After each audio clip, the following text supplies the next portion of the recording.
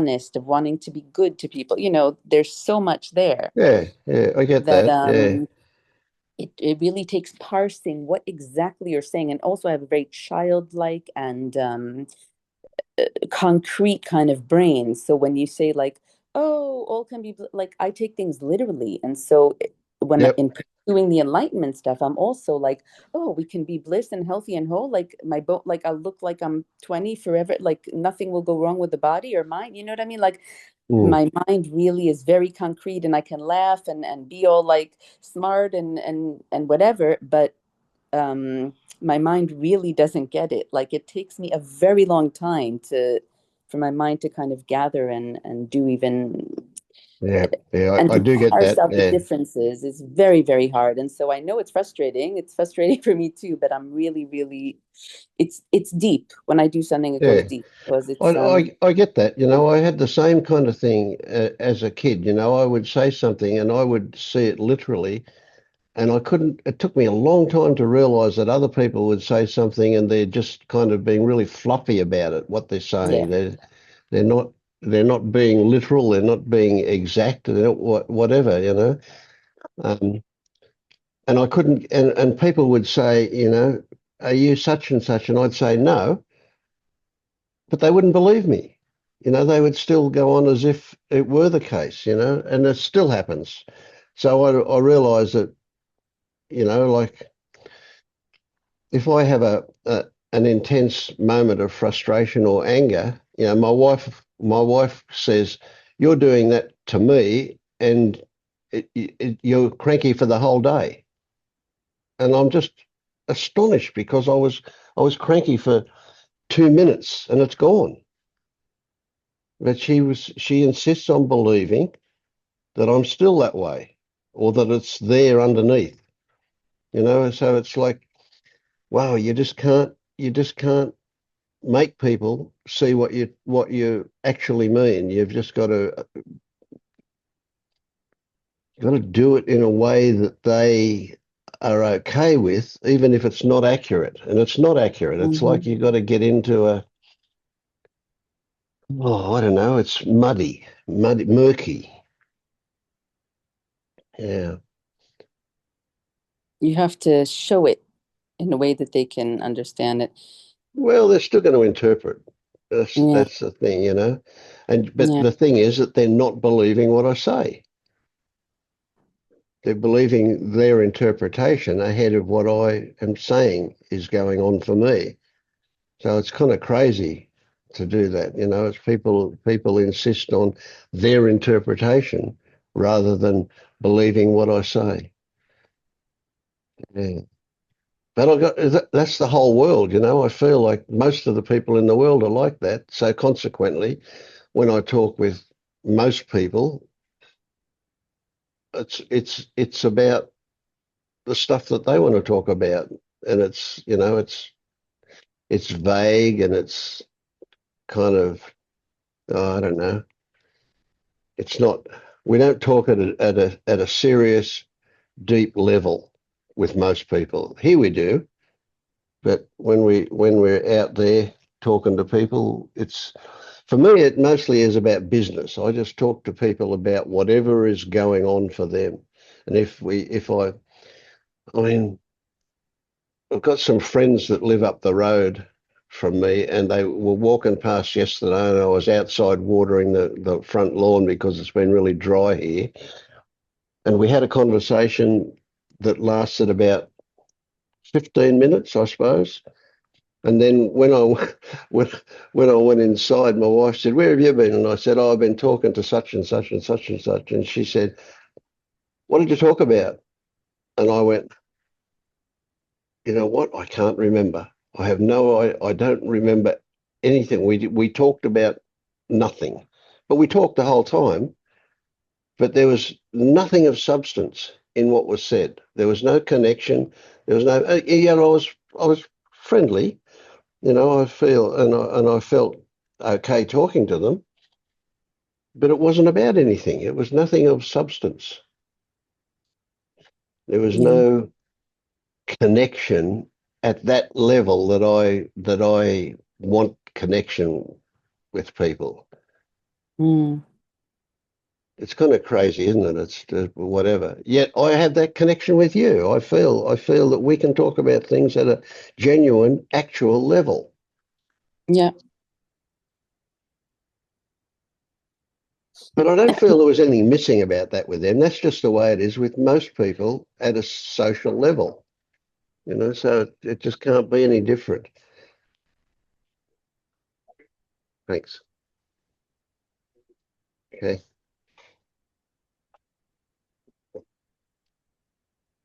It was just the kitchen staff picking up the plates that I had for dinner.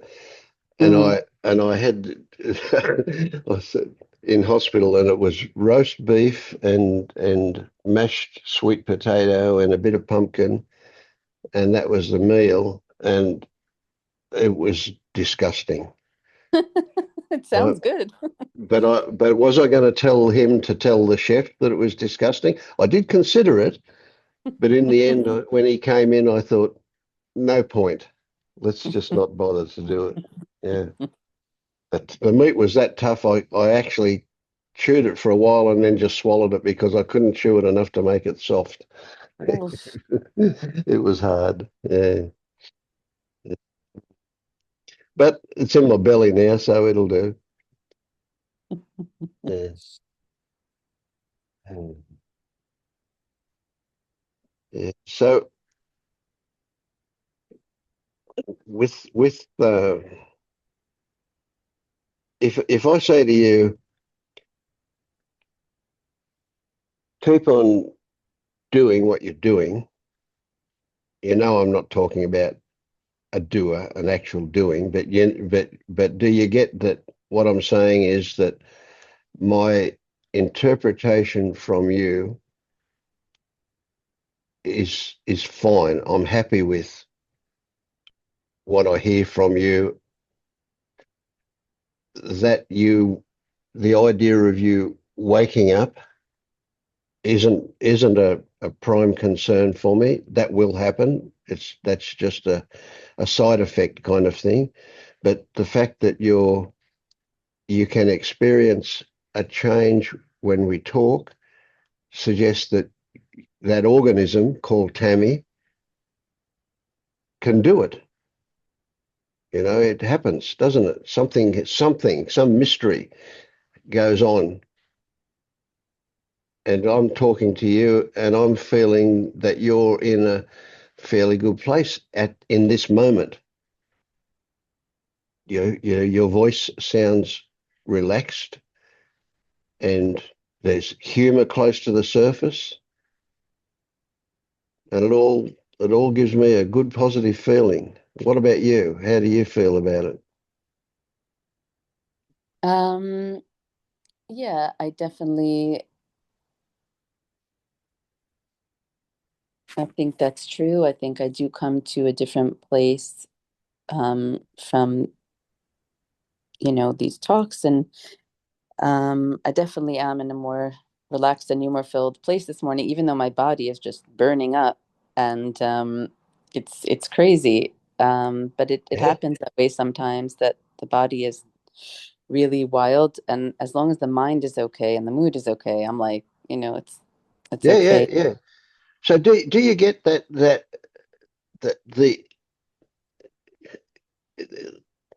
the body? I don't know how to say this. Um, we can be okay about shit happening. Do you get Yeah, that? The body can be doing what the body does, and we can kind of. It's almost like we are just outside of it, watching it or feeling it yeah, outside of and it. I'm Yeah, Yeah, and I'm really okay with a lot. Like I've been through a lot of physical stuff, and I'm often in denial of it also. And because of that aforementioned belief of like this is a barometer of how I'm doing spiritually or in my mindset, or my beliefs, like my body is showing me where I'm doing wrong. In other words, because of that deep belief that I'd be in perfect health if everything was right in my mind and my actions and my attitudes and my words. But yeah. but yeah, So what I've about been. what about Nisargadatta? with throat cancer. You know, did he get unenlightened when that turned up, or did he did he stay did he stay awake and continue to help people even when that happened? What about Ramana Maharshi when he went through the end of life stuff? And what about what everybody? What about everybody? What did you listen to that thing that Paul put up by Yes, and I don't think it's Alan Watts, honestly, because I've heard this also with Joe Dispenza and other people online. They get hundreds of thousands of views within a few days, but it sounds to me AI. And I went and checked it out, and his actual videos are very different quality. It was like he was speaking too consistently. He didn't stop for air, and some of the words were not in the right yeah, yeah, place. yep, yep. Did And he sound like Tim? No, no, no. I'm serious. I'm serious because they're from the same area and they got the same English accent. uh-huh. It's not too far. In other words, it was, similar, but it was not, I don't think it was Alan Watts. And then I went and listened to some actual videos of him from his approved channel. I chat GPT'd it. And it's, there's a background hiss, there's laughter from the crowd. He speaks in a Yeah, yeah. much cadence and It's early days, isn't it? And the quality was not yeah. real good. Yeah. Now, what about the fact that he was or should I say alcoholic? Or he was certainly abused alcohol for a while. And Really. does that mean that he wasn't awake when that was happening? I don't know, does it? Doesn't to me. Doesn't I don't see the connection.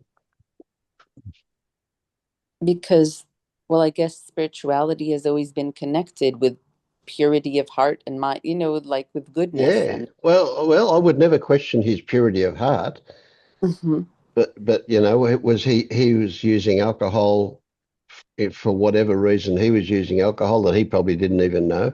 But regardless, what I'm saying is we could go through every one of these. What about Osho? Osho collecting Rolls Royces and doing what he did, right?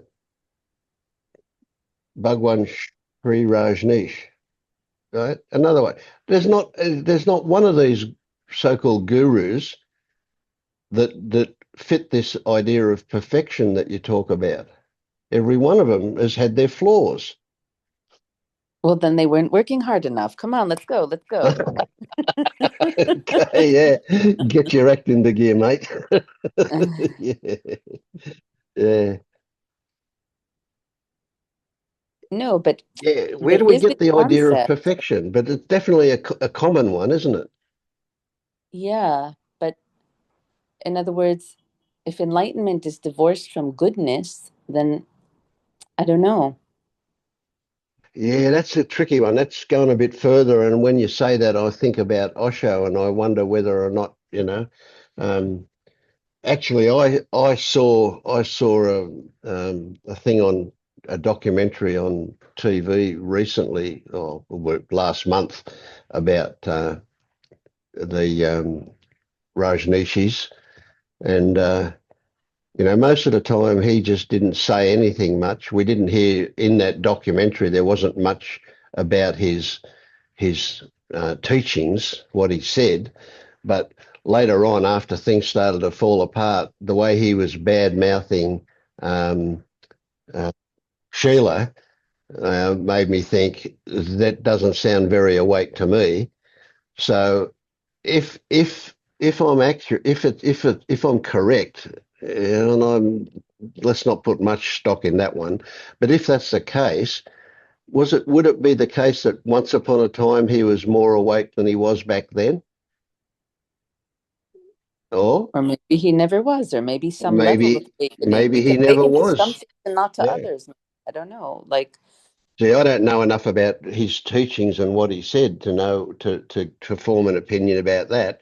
But certainly the way he was bad mouthing that woman made me think, there's nothing awake in that. That's coming out of a very very self-oriented way of being. So, what I'm saying is, though, it's possible that people can be very awake and then lose it. That's also possible. or awake to certain things, but not fundamentally awake. I don't know. I don't know. Yeah, that's possible too, is it? Yeah, I don't know. So maybe this maybe what I if I go back to what I frequently say, and maybe there's no such thing as awake. Maybe there's a perspective that we might describe that way, but that perspective can change. So yeah, so it's is it maybe we could say call it something like it's similar to being happy. Some people are happy sometime and not other times. Maybe some people are awake sometimes and not other times. I don't know. Maybe it's not a permanent state. Again, like the literature and the YouTube videos seem to indicate that it's perfect. See, I could, not that I refuse to do it, but I could slip into a storyland where I only talk about the good things. And then you could get the impression, oh, that's the way it always is. But it's not, you know? Gee whiz, if I was like the way they talk about being awake or enlightened, God, I'd be a lot more handsome than I am. Um, Not possible, Vince. Not possible. yeah, no, no. See, it ignores being human, and these so-called gurus are all human, whether they like it or not. And that's what I've been trying my whole life not to be. We're supposed to be like God. We're supposed, and what is this Yeah. human crap? That's for people that don't try hard enough. You know what I mean? Like, Mm, we're supposed to mm. transcend and um, yeah. Yeah, well, God is another human fabrication, isn't it? I mean, am I transgressing? Am I crossing a line for you there? No, But you can say whatever you, I mean, these are just old concepts that we're playing with, right? And trying to yeah, understand what's absolutely, going yes, on here. So, yeah, and what is meant by God, and a lot of the things that, the deeper spiritual teachings that people, say, um, mm. sounds a lot like other things that, so maybe what they meant by God and it's all one is what you guys are saying when you say it's all one. So, I try and me Yeah, it's personally, a way of my looking mind at will it. Yeah, try and see, is there anything similar, that they said yeah, that could, is that what they meant? And yeah. So why have we created God as a male? I mean, if God is I don't real, think we have. I think in all the religions, there's the male and the female aspects of God. There's names for God that are male and names for female, and at least in the religions I'm aware of, right? but So maybe what not. about if it would be God be one of those non-binary people?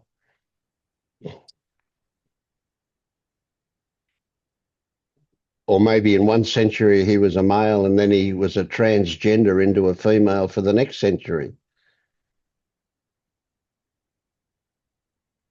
I'm just I think they playing. were, I'm just yeah, no, I think it was like more about, but like they call presence is one name of God that I've heard described as the feminine, and then they'll talk about it all being one. It's like, I don't know. I don't know. yeah. Here's one that an interesting one that you might enjoy. As a kid, every time somebody said the word God, what used to jump into my mind was that's dog spelt backwards. Yeah. I don't know what that meant, but that's what happened frequently for me as a kid.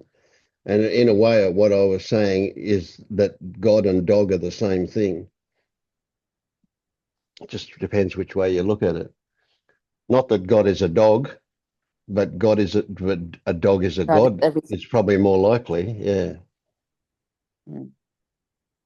Anyway, yeah. So the idea that over the centuries, man has created ideas about God that they've then taken to be actual.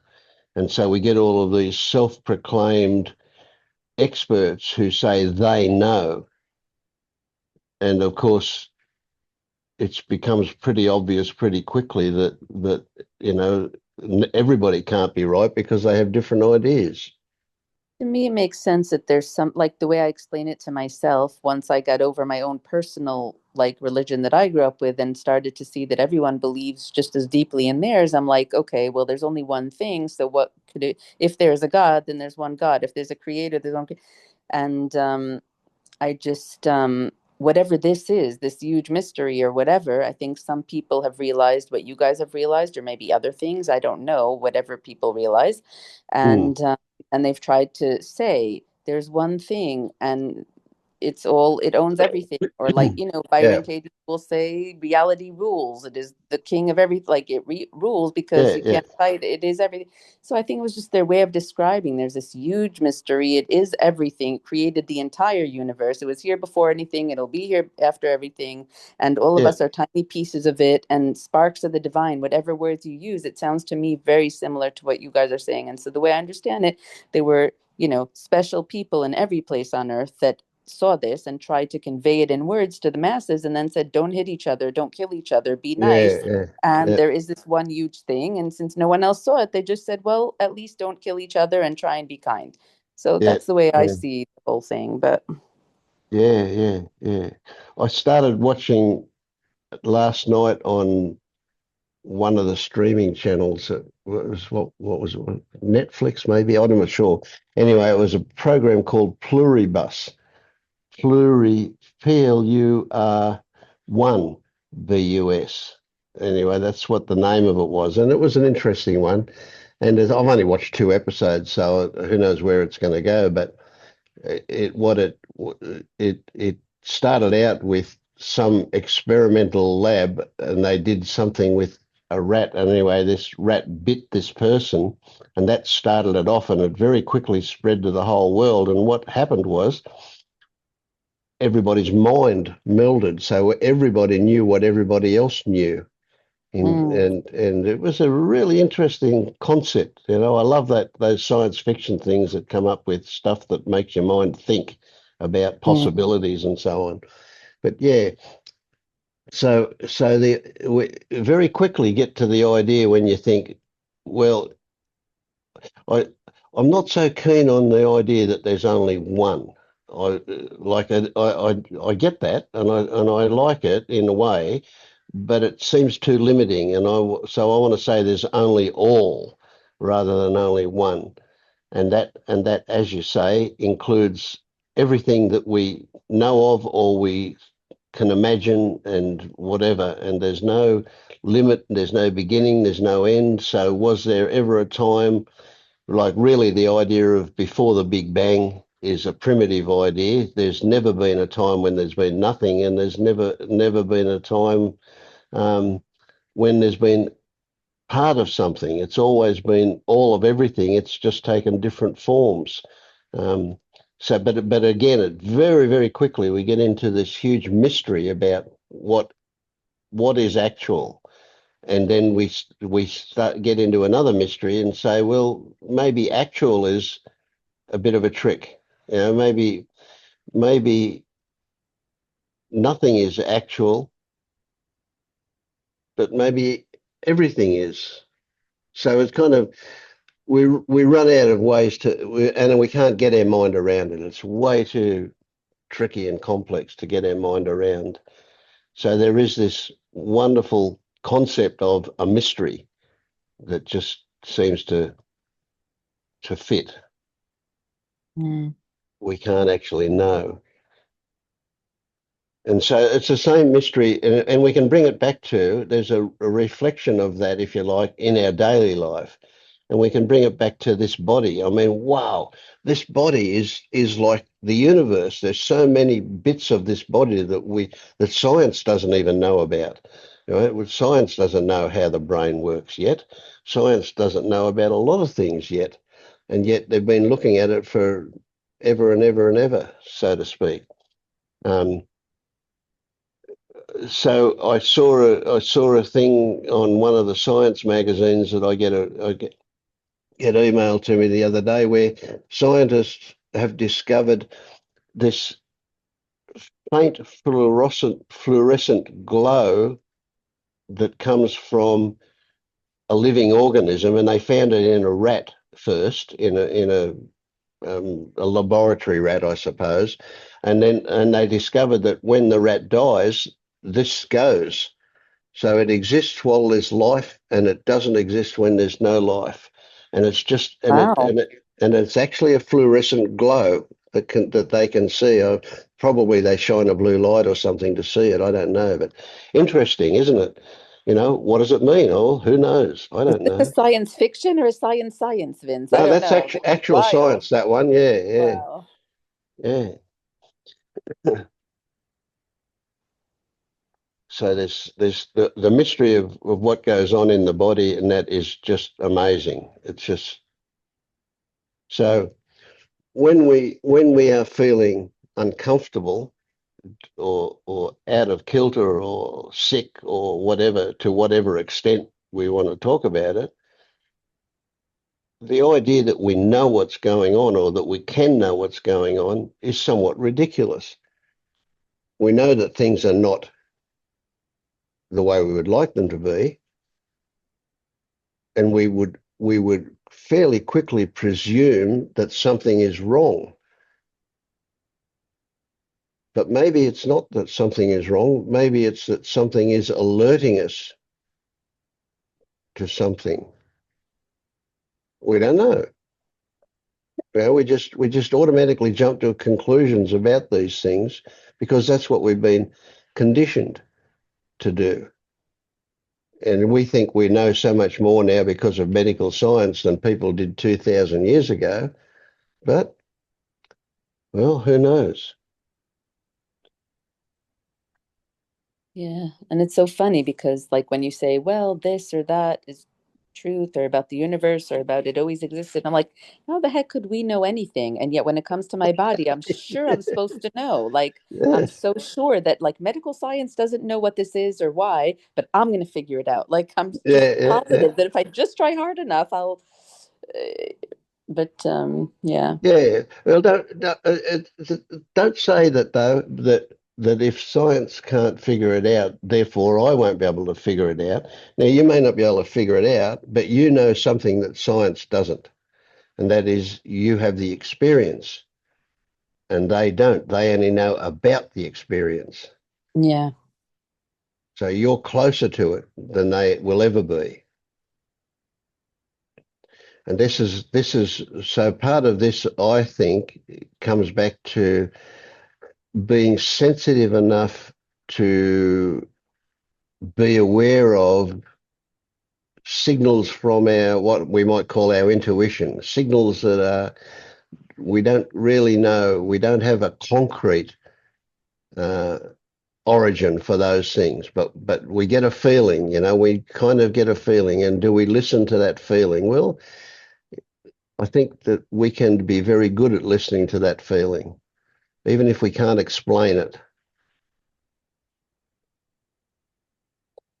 Yeah, and I think I have been doing that with all my historical. What should I do? What should I do? Oh my God. I still take very strong actions, and they are not the actions that anyone has exactly told me. In other words, I take all the advice, but what I'm doing is extreme and rare, and I don't know anyone else who does exactly this, but I'm just following what seems to bring less pain and more okayness, Mm, mm, and I have no idea if it's correct or not, or if I'm causing more damage or less damage, but yeah, I will say though that on the other call, someone had said, non-duality is easier when, you're not in extreme dire whatever, like pain or when things are a little bit smoother, it's easier to realize.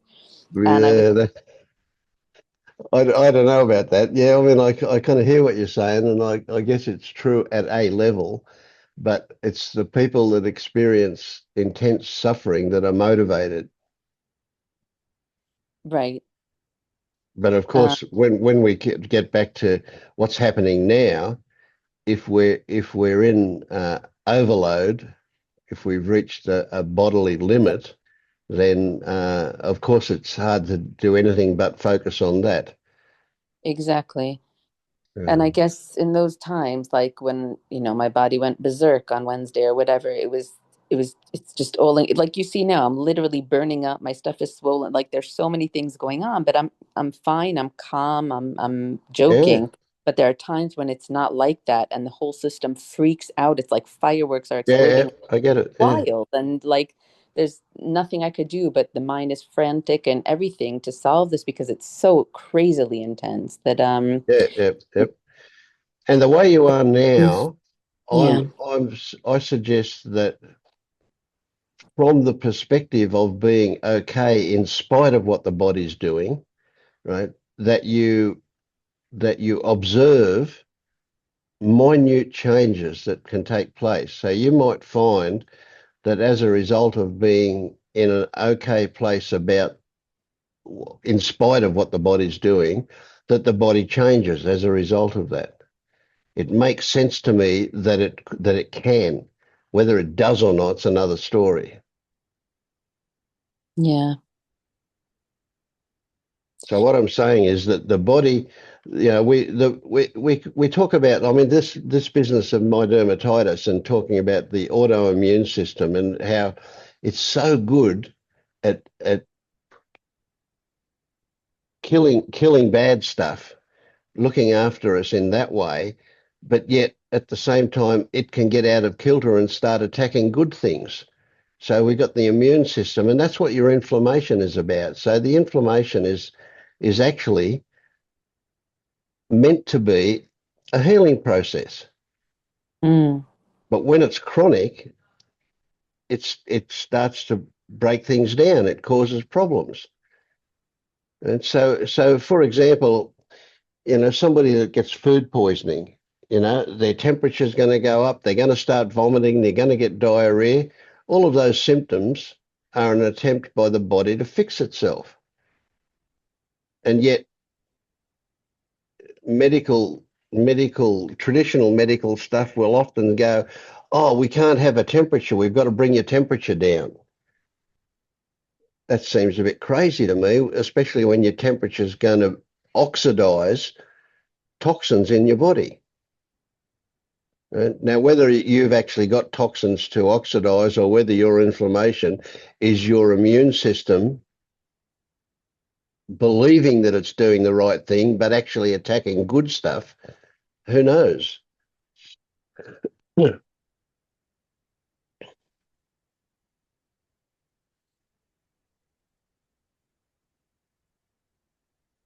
Yeah. And part of me wonders, I mean, this is very personal, but like I've done all this work on my own, like since I'm very young, under 10 years old, realizing I can't talk to anyone really about real stuff. And all of my ideas have been within my own head. And that's why they're so strong and so passionate and so childlike, because they were formed as a child with no one to talk to. But all the work I've been doing for the past decades has been self work, self work. And within a family system and within people that are, I would say, Yeah, quite not not the awake, same. Yeah. quite not awake and also quite not validating of me and not calming to my nervous system, let's put it that way. I love them dearly, and Yeah, but yeah, it's I me get that. kind Yeah, of yeah. regulating them and coming to the like they're not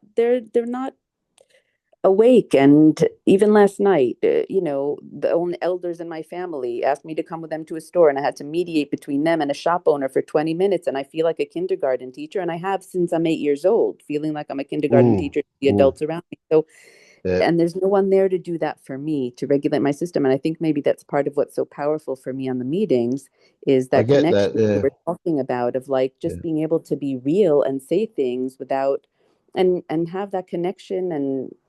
And I think maybe that's like one of the next frontiers for me. Like I've done everything I can with food and with mindset and with this and that. And maybe it's about people. Like, everyone will tell you it's an inside job, whether awakening or psychology will say, wherever you go, there you are. You have to fix yourself from the inside. It's a God shaped hole in your heart. No one, but maybe I do need to be around quiet. Maybe I do need to be around people that can regulate and affirm. And, I don't know. I don't know. It's just a thought of like, maybe that's what my nervous system needs to not be yeah, in their flight all the time, to actually not be putting out fires of other people on my own, and have people that can help me co-regulate, or, yep. I that get we're that. meant to Yeah, be in community and not live alone, and that the nervous system feels danger unless there's other people around that can laugh and joke and be calm and be loving and be concerned and be Yeah, yeah. unconcerned. And I don't know. It's just a thought See, that, see, I agree with you, but I also believe I have stories here that those everybody else, everybody in my world at a social level and family level, that they're actually locked into survival mode.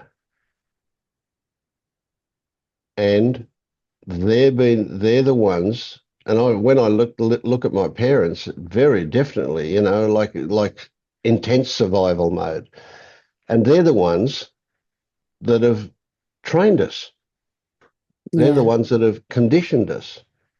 And so, even though we recognize that we don't need to be in survival mode, we actually are in survival mode a lot of the time. But when we're feeling like together and we're okay, they've lost the plot, right? What we recognize is that their survival mode has been triggered into an alarm situation. So when your parents were having trouble communicating with the shopkeeper last night, that's what they were doing. It was protective survival mode that was running the show for them.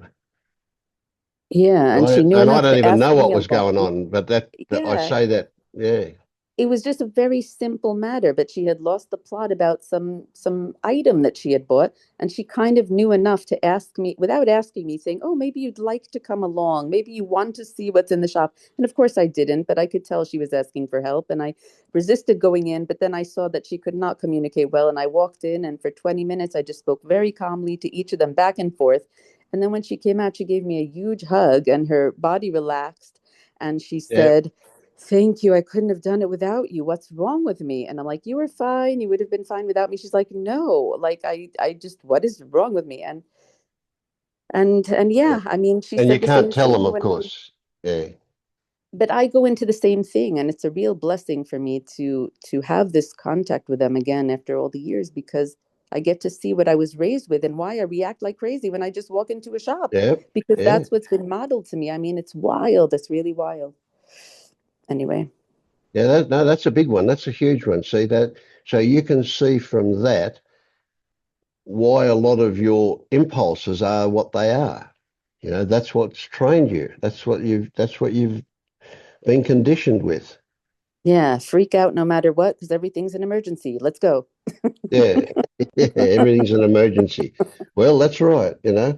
And of course, you can look at society in general. You can go, well, what is the media is only interested in drama, right? So they propagate that same stuff. That drama Yeah, is survival mode. We've all got yeah, to freak out about this and that and everything else. And if it's not a freak out kind of situation, it's boring. And so they're only interested. All the headlines are about freak out, freak out, freak out. and Never they spin stops. it into one, even if it isn't. They just call it in a way that it's like the world is Yes. coming to an end. Yeah. They make it that way. Yeah. Yeah. But so what, well, partly what I'm getting at here is that one of the things that's given me, um, I suppose, a sense of acceptance is the story that they are the way they are, and that's the way it is, and that's not going to change. So that's the Yeah. situation that I'm living in. That's the swimming pool that I survive in all the time. So how do I do? I used to think, oh well, I've got to change all of them. And of course, now I realise that that's a big joke. So what do I do? Well, somehow or other, I've managed to find a place where I'm quite comfortable talking with people about shit. Just nothing meaningful, right? Hmm. And somehow or other, I've discovered that I can have a connection with those people, even though we're not talking about genuine, Hmm. you know what I mean, real Yeah. stuff.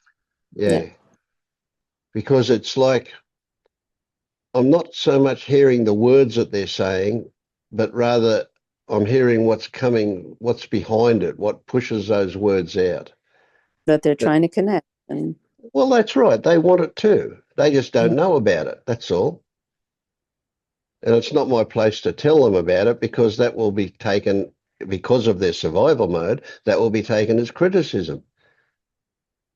At least that's a good likelihood. I don't say any of this stuff definitely, but yeah, but it but you, allows me to be centered, yeah. So to be in other grounded. words, Yeah. yeah. So I had said about like maybe the next thing I need to do is find people that are more calming. And then you started to say this. Were you trying to say that I can't find people who are calming or? Well, it depends, you know.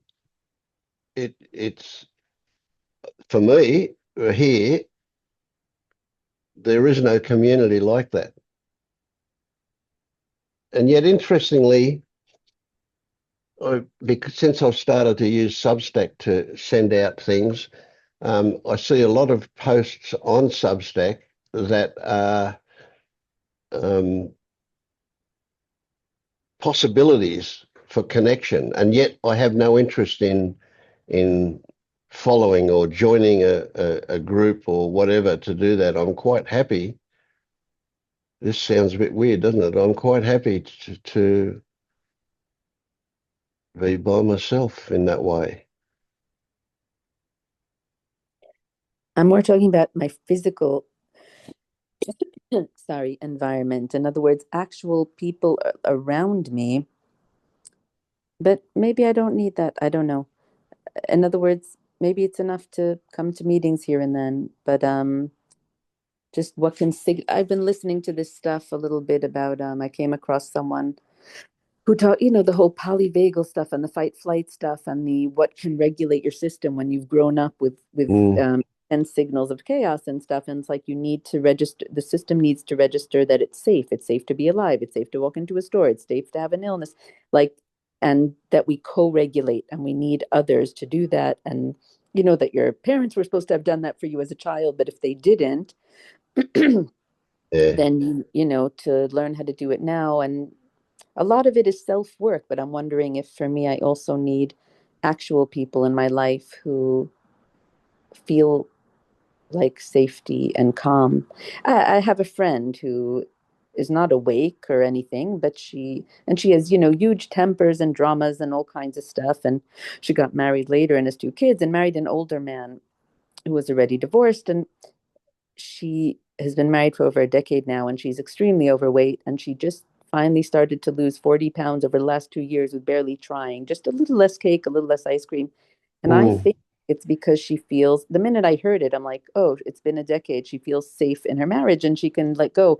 And then a week or two later, she had a whole talk with me about how she's never felt so safe and secure and loved. He's on her side no matter what.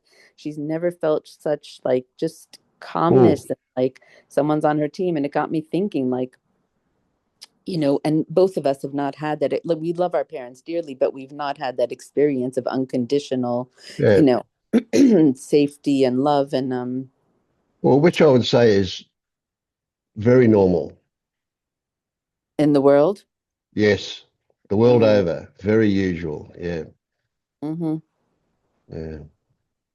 But But the yeah, fact so of that it, that there is somebody that you can relate to in that way as well. Um, but it yeah. seemed she needed that for her system to relax and to be able to, and she didn't have to change. Like she still will scream at him about the garbage or about his ex-wife, but he just thinks she's beautiful and she's 300 she's so overweight and he just thinks she's beautiful and she'll scream and he just thinks she's lovely and so Mm. she hasn't had to change and she just has this huge self-acceptance and calm and I'm like could that happen for me with my craziness but Oh, it will. Yeah, I think so. Yeah, yeah, I get that. So something about her attitude towards her circumstances has allowed that to surface.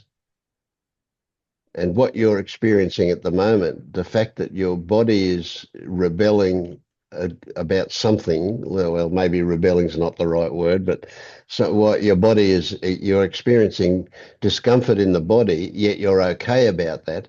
That is absolutely huge. That is such a big thing, and it will change your bodily reaction almost certainly as well.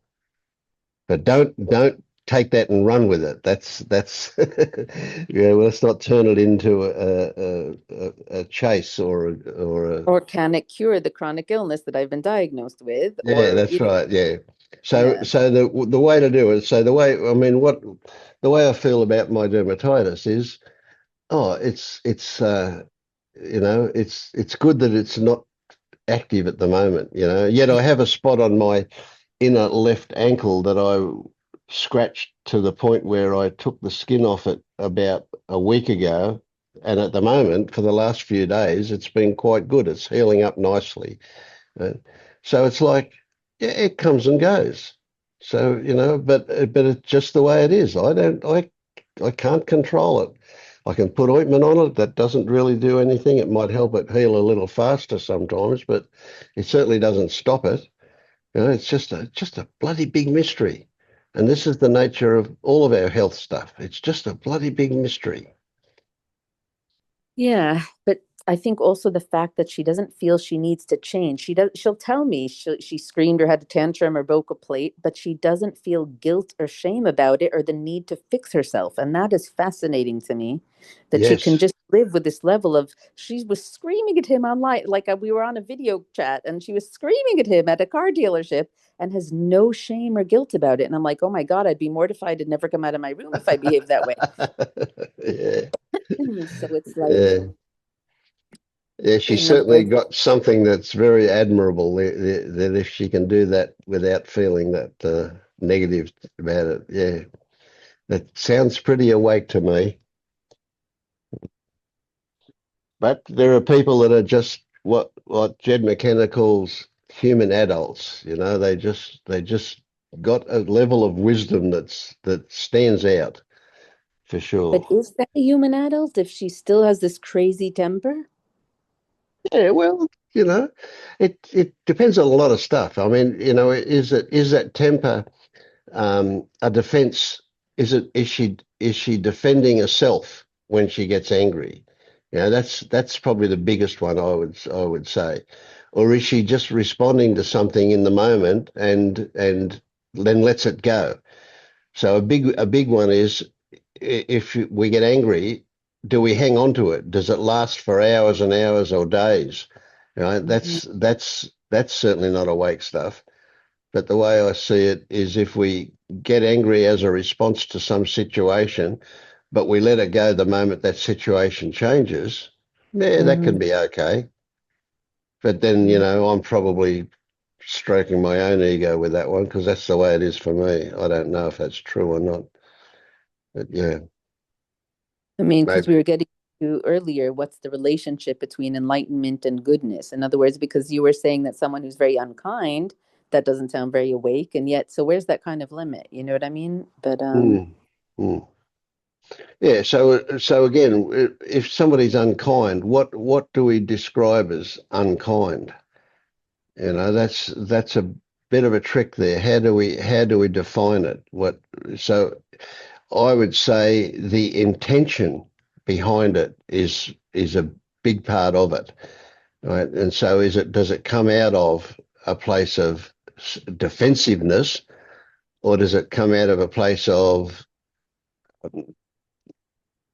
a conditioned response to the situation and then it's gone again? Am I unkind when I swat a mosquito that lands on my neck and bites me?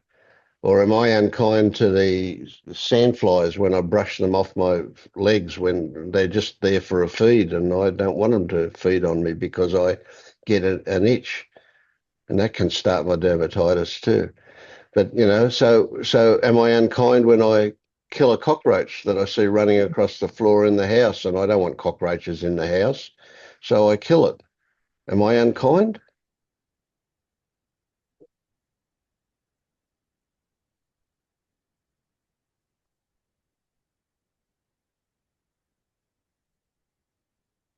those are good questions as well, but that allows us to live, without being eaten by ants. But I think you were talking more about someone who is gossiping or bad mouthing someone, and you said that doesn't sound very awake. And I guess we were just discussing earlier some of those parameters of like, goodness, perfection, Yeah, yeah. all of that. Okay. So when I was saying about that, so just to go into that one a little bit deeper, when Osho was bad mouthing that woman, that's only my description of what was happening. But the anger that was behind that and so on was very much I interpreted as defensive. And that's really what I was saying that sounded not awake. Not that he was saying things about her, but that he was saying things about her in such a way as to justify himself. Hmm. Hmm. Yeah. So it's a tricky one because we can take the same behaviour, and if it comes out of one place, it I would interpret it one way, and if it comes out of another place, I would interpret it a different way. But what about someone who murders people? Can that someone be awake? God, yeah. Well, give me the details. Are you talking about somebody who murders somebody um, with um, in a predetermined way? I would say that's not very awake. If somebody murders somebody in a heat of a moment that happens as a result, or maybe, well, what do we call murder? Is it murder? Is it if it's self-defense? Is it murder? Right. So it's tricky. There's a lot involved in it. Mm. Right. But if somebody is a murderer, we presume there is predetermination involved. In other words, they think about it before they do it and they set out to do it and so on. Well, that doesn't sound very awake to me Because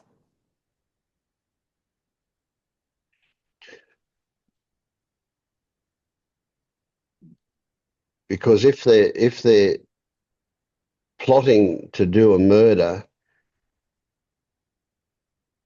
the justification for it doesn't it can't exist. The justification they might tell themselves stories, right? But if you were, let's say, the thing is, we're telling ourselves stories, we wouldn't come if, to murders. yeah, if somebody, let's say somebody turned up and seemed to have the intent to shoot my wife, for example, and I shot them instead. Not that I've got a gun or anything, but if let's just in that theoretical thing, so I'm protecting my wife. I've committed murder to protect my wife to save her life, and I couldn't see any other way to do it.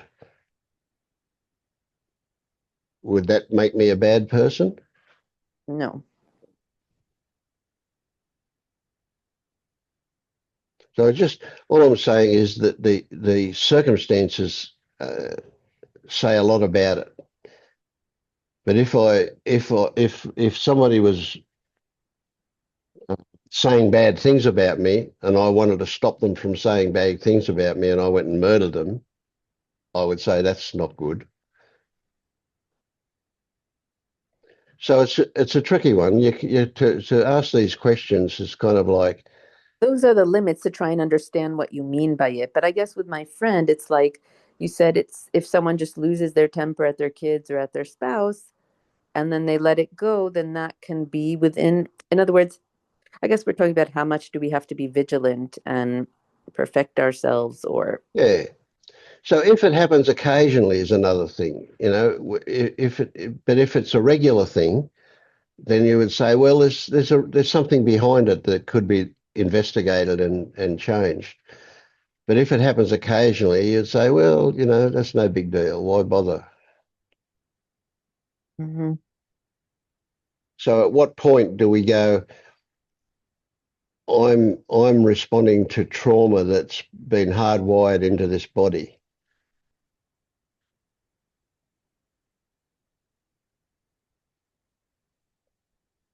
And at what point do I accept my behaviors, my Yeah, illness, my anger, my craziness? And at what point do we say, um,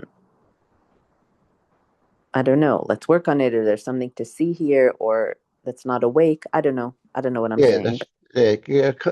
I get that. It's kind of right. That's right. At what point do you? Now, the other thing is, what come to mind just then was you described it as your craziness.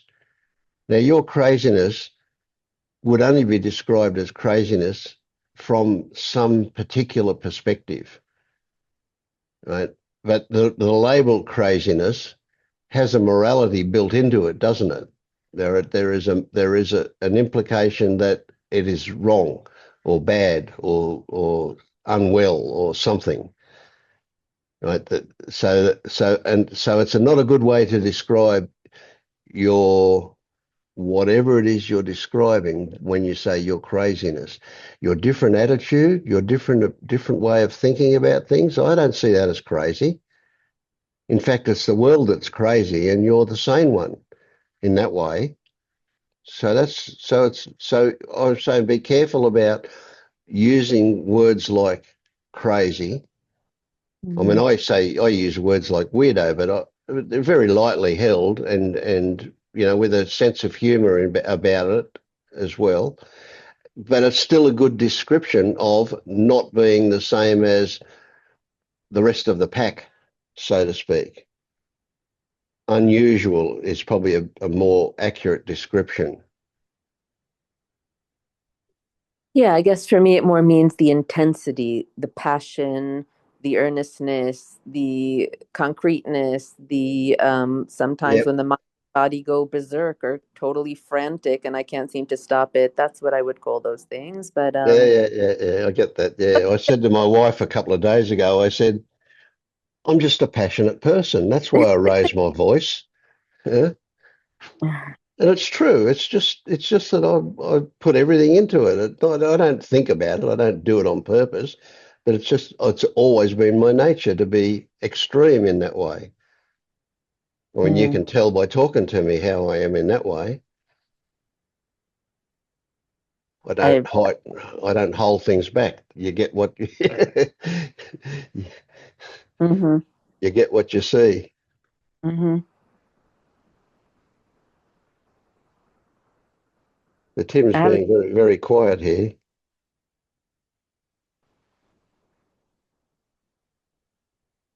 No, I'm enjoying the exchange. You in hospital? I am, yeah. All right. How you doing? All right. Yeah, yeah, yeah, it's okay. It's just a regular procedure um it's an esophageal ablation that will happen tomorrow. Oh, And it's just a to because I have a hiatus hernia and the stomach acids have got up into my esophagus over the years, and the cells in my esophagus have tried to morph into the same kind of cells that are in my stomach in order to cope with the acid. But that turns out to be precancerous. And all so right. what they've done is over the years they've taken nodules off every. I would have um,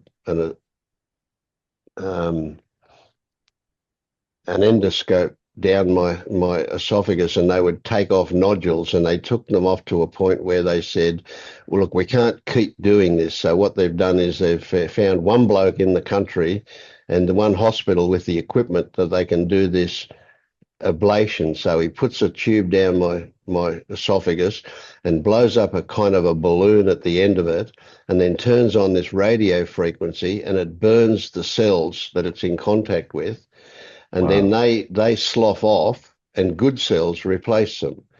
Oh, Right. wow. But he's now, this is my fifth one, I think, and Ah, he can only do so many at a time. But I've got a feeling I think this should be the last one for a while, and maybe the right. next one will just be a check. But yeah, so it's essentially a cancer preventative Right, procedure. right. Yeah, Okay.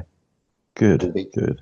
and because I'm ex-Navy and I've got a gold card, the DVA pay for it all, so it's not Ah, costing me anything to do. So that's kind of handy as well. yeah, yeah. That's good. Good. Oh yeah, it's all just a preventative thing, so it's all fine. It's all good stuff, except that I've got to suffer hospital food while I'm here. Yeah. Yeah. Um, yeah. So what's your thoughts about Tammy, about Tammy's poss possibility of something? Or something. When I listen, I said this before, Tommy. When I listen to some of the topics you touch on, like the health thing being an indicator of, should we say, spiritual evolvement or something like that, and the questions about correlations in that department, the Joe Dispenza stuff, and all that. I've been through that,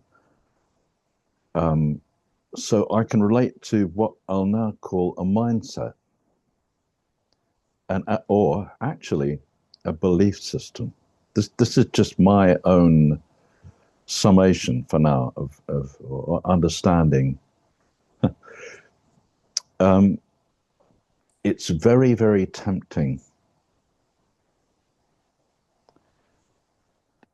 or inviting, whatever the word is, to think that there is this very, very black and white correlation between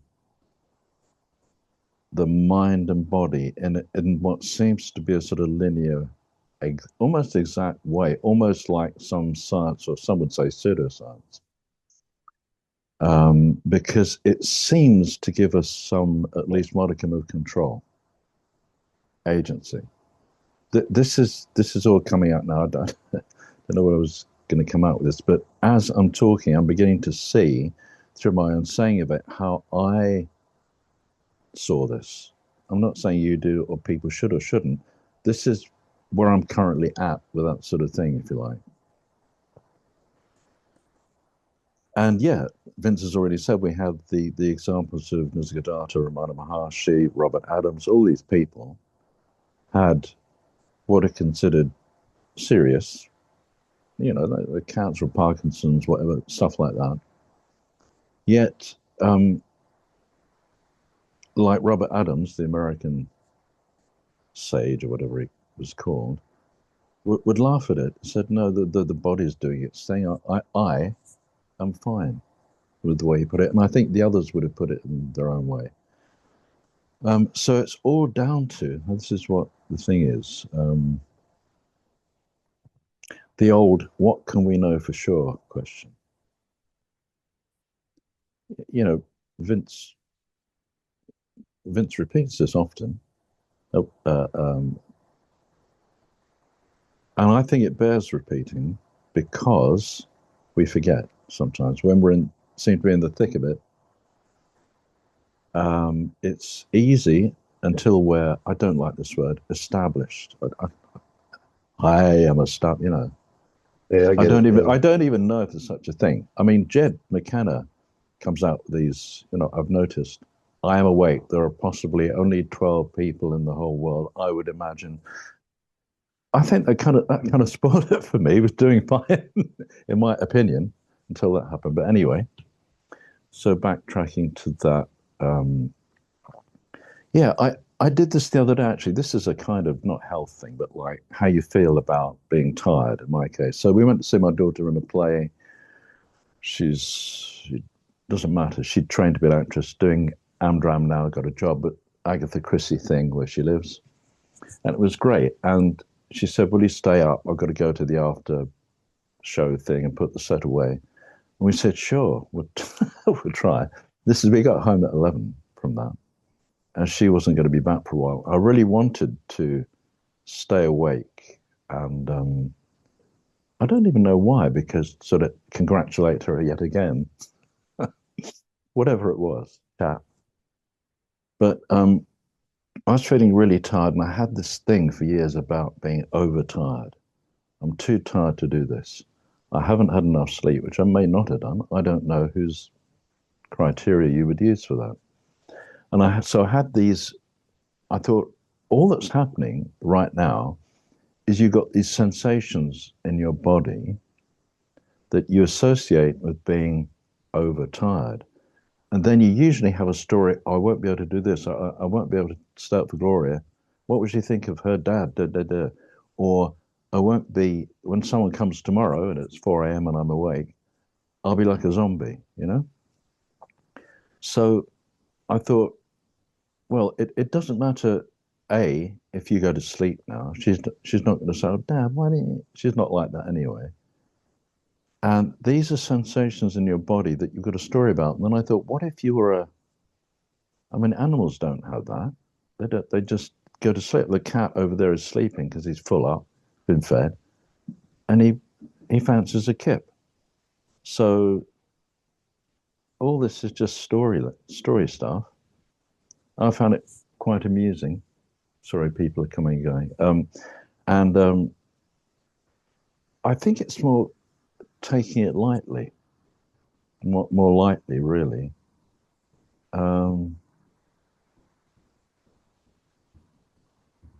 Yeah. Yeah, yeah. What do It's you? an interesting one, though, isn't it? Yeah. It's just noticing this whole thing about impartially noticing what's going on and not getting hooked, I think. And that's ongoing. I mean, anyone who says they've arrived, they can fuck off. I'm sorry. I love that. They go fuck right off. Really? I mean, Mm. I just don't, I can't buy it. I can't buy these. I just can't. I wished at one point that I could because it was a goal. Oh, I want to be like them and stuff. Mm. I'm glad I'm not. It's because I didn't like myself partly. That was part of it in my case. But I'll shut up now. What do you think, Tommy? Or not?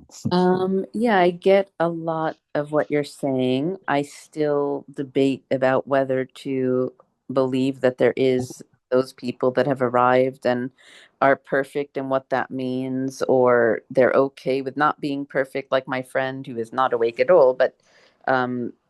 there's type of whatever. And yeah, about self-acceptance versus trying to still get places and just holding it all lightly. I really resonate with that. I mean, what you're saying about I right now my body's burning up and is swollen in all kinds of places, and I just had blood tests. I'm in active inflammation with numbers that are off the chart.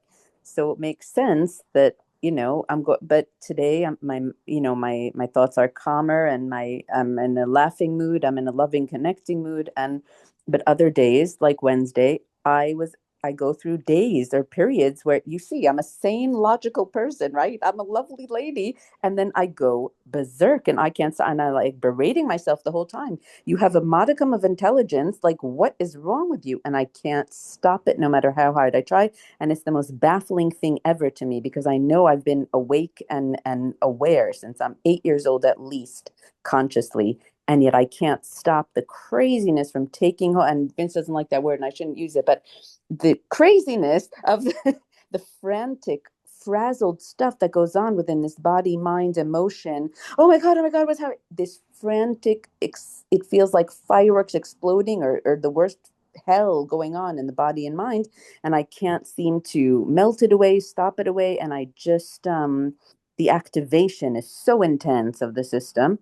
And here I Mm. am still trying decades later to do the food, to do the mindset, to do the non-duality. I'm trying every avenue I can find, but I can't seem to stop those times. And yeah, maybe some people at the end of their life got cancer or stuff, but it seems that I've had intense stuff my whole life, since I'm young, and then wondering, is it physical? Is it emotional?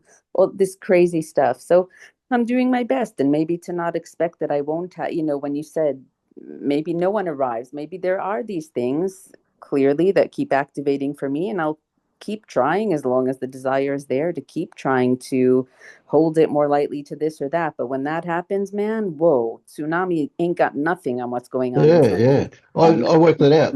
Maybe you're really a werewolf. oh God, what's this? What new fresh idea is this? Where is it the full moon that sets you off? No, it was the mustard. I mean, maybe that's where the myth of werewolf came from. This being taken over by these animal experiences. Yeah, or what we describe as animal. I mean, that's doing animals a disservice in a way, isn't it? But yeah, yeah, I don't know what it is, but yeah. yeah, And you probably never will, you know. yeah. I mean, medical science is not up to it. Otherwise, you'd be cured. So yeah, You And it know, could just be intense, intense, intense pain in the body because I have been diagnosed with stuff, and maybe it's just intense pain, and then the mind will naturally go berserk trying to help it, and maybe that's just all that's happening. Intense desire to help because it's such intensity. yeah, I don't know. yeah. what did you say you've been diagnosed with just then? Several things, but a Oh, few several years things. ago they Okay. said it was Crohn's, and All so right. Okay. there's just Um, intense inflammation going on, and I don't want to treat it with medicine. Like in other words, so no, I'm no. doing my best, but it's active Yeah. going on. So I think I mentioned a few recordings ago that we, as a family, largely were quite into homeopathy at one point because mainly because we had good results. And that has its own set of laws, the small l. You'll find all these systems are kind of self-contained, they have their laws. yeah, And to the mind, they make sense. But the point I was going to make was that I took a remedy and it got, the symptoms got worse, which is not unusual with that sort of thing. It's called a healing crisis or whatever. And I went to the homeopath. He said, "Oh, that's fantastic. Carry on. Do I need to take another remedy?" No, no, just wait. What? Because we want to get rid of stuff. Mm. We want to stop it. If it's all the motion, if it's just all an unfolding, even that, then what's wrong with that? It's when we read about a another who had this thing and how to proceed that whatever they did, and there'll be a whole array of different they let go of scenarios their where, anger, and now they're perfect. They cured their well, yeah, cancer. They there's let the go of yeah their this, and then they that, and yeah, the emotional thing, or they found the one thing, yeah, exactly, which is kind of what you're saying. And oh, and you see, without being cynical, I mean, people get desperate, and you get all these Johnny or Jane come latelys, and they've got this thing that they tried, and so they get a YouTube. No, I'm going down the cynic channel, Mm. the cynic YouTube channel, but Yeah. Well, yeah. I've So it I've is got a one of mystery, isn't those. it? Yeah, go on. Sorry, you've got a cynic YouTube channel. No, no, no. Yeah, yours is good. I've got one of those stories. I can Right. tell you. Okay. Yeah. So here you go. I'll try and keep it short. Hmm. So I had bowel cancer in 1997, and they operated and they took out a cancer the size of a grapefruit. They said it was, and it was through the bowel wall, was in the fatty tissues, but the lymph glands hadn't picked it up. So wow, how lucky am I? Like within maybe days or whatever of it getting spread around the body, but it hadn't yet spread. So that was great when they took it out. So I've lost my whole ascending colon. They took that out in 1997. And then I had 6 months of chemotherapy. But on the fifth month, I went to the oncologist and I said, this is terrible. This chemotherapy is making me so depressed. I just feel like suicide. It's not like, I said, what's the advantage of having the last month of chemotherapy? And he said, well, statistically, it'll give you a 1% better chance of it not coming back within 5 years. And I went, well, fuck that. I'm not having the last month of chemotherapy. And he said, well, I want you to go and have a colonoscopy because you haven't had one yet. So I went and had a colonoscopy, and the results come back with your bowel is riddled with polyps, and we want to take the rest of it out. The good news is that the last inch before your anus has no polyps, so you won't need a bag, but don't get more than a few meters away from a toilet because when you need to go, you'll need to go. Right? And I said, well, book me in for another colonoscopy in 6 weeks and we'll see what happens then. And as it turned out, they booked it for 10 weeks. And what I did was I went to an ashram and I did yogic cleansing. And I had been a hypnotherapist, so I did a lot of self-hypnosis and yoga nidra, a lot of yoga nidra. And I imagined a team of thousands of little miniature men in high-vis vests, each with a high-pressure water sprayer, washing the inside of my bowel. And I did that for 10 weeks.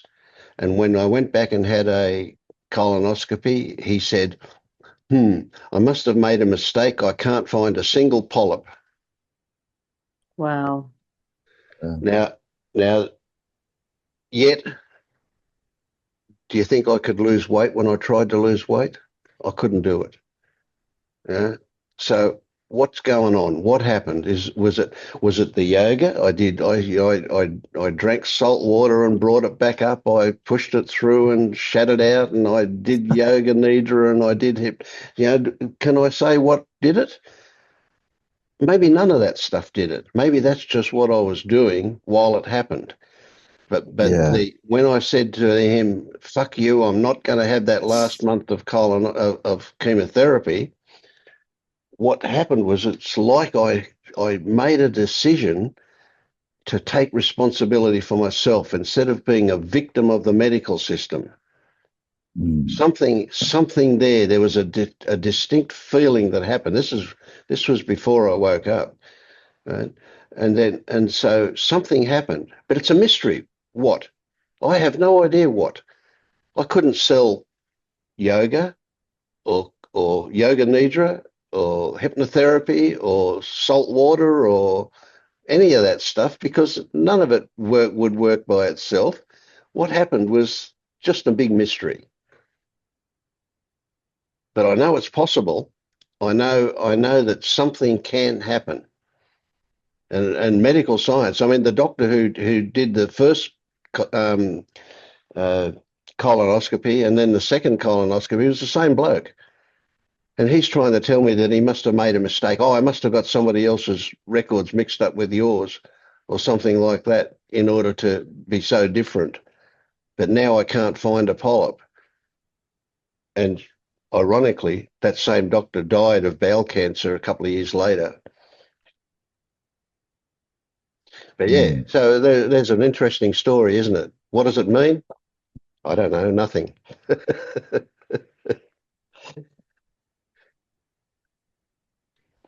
Yeah.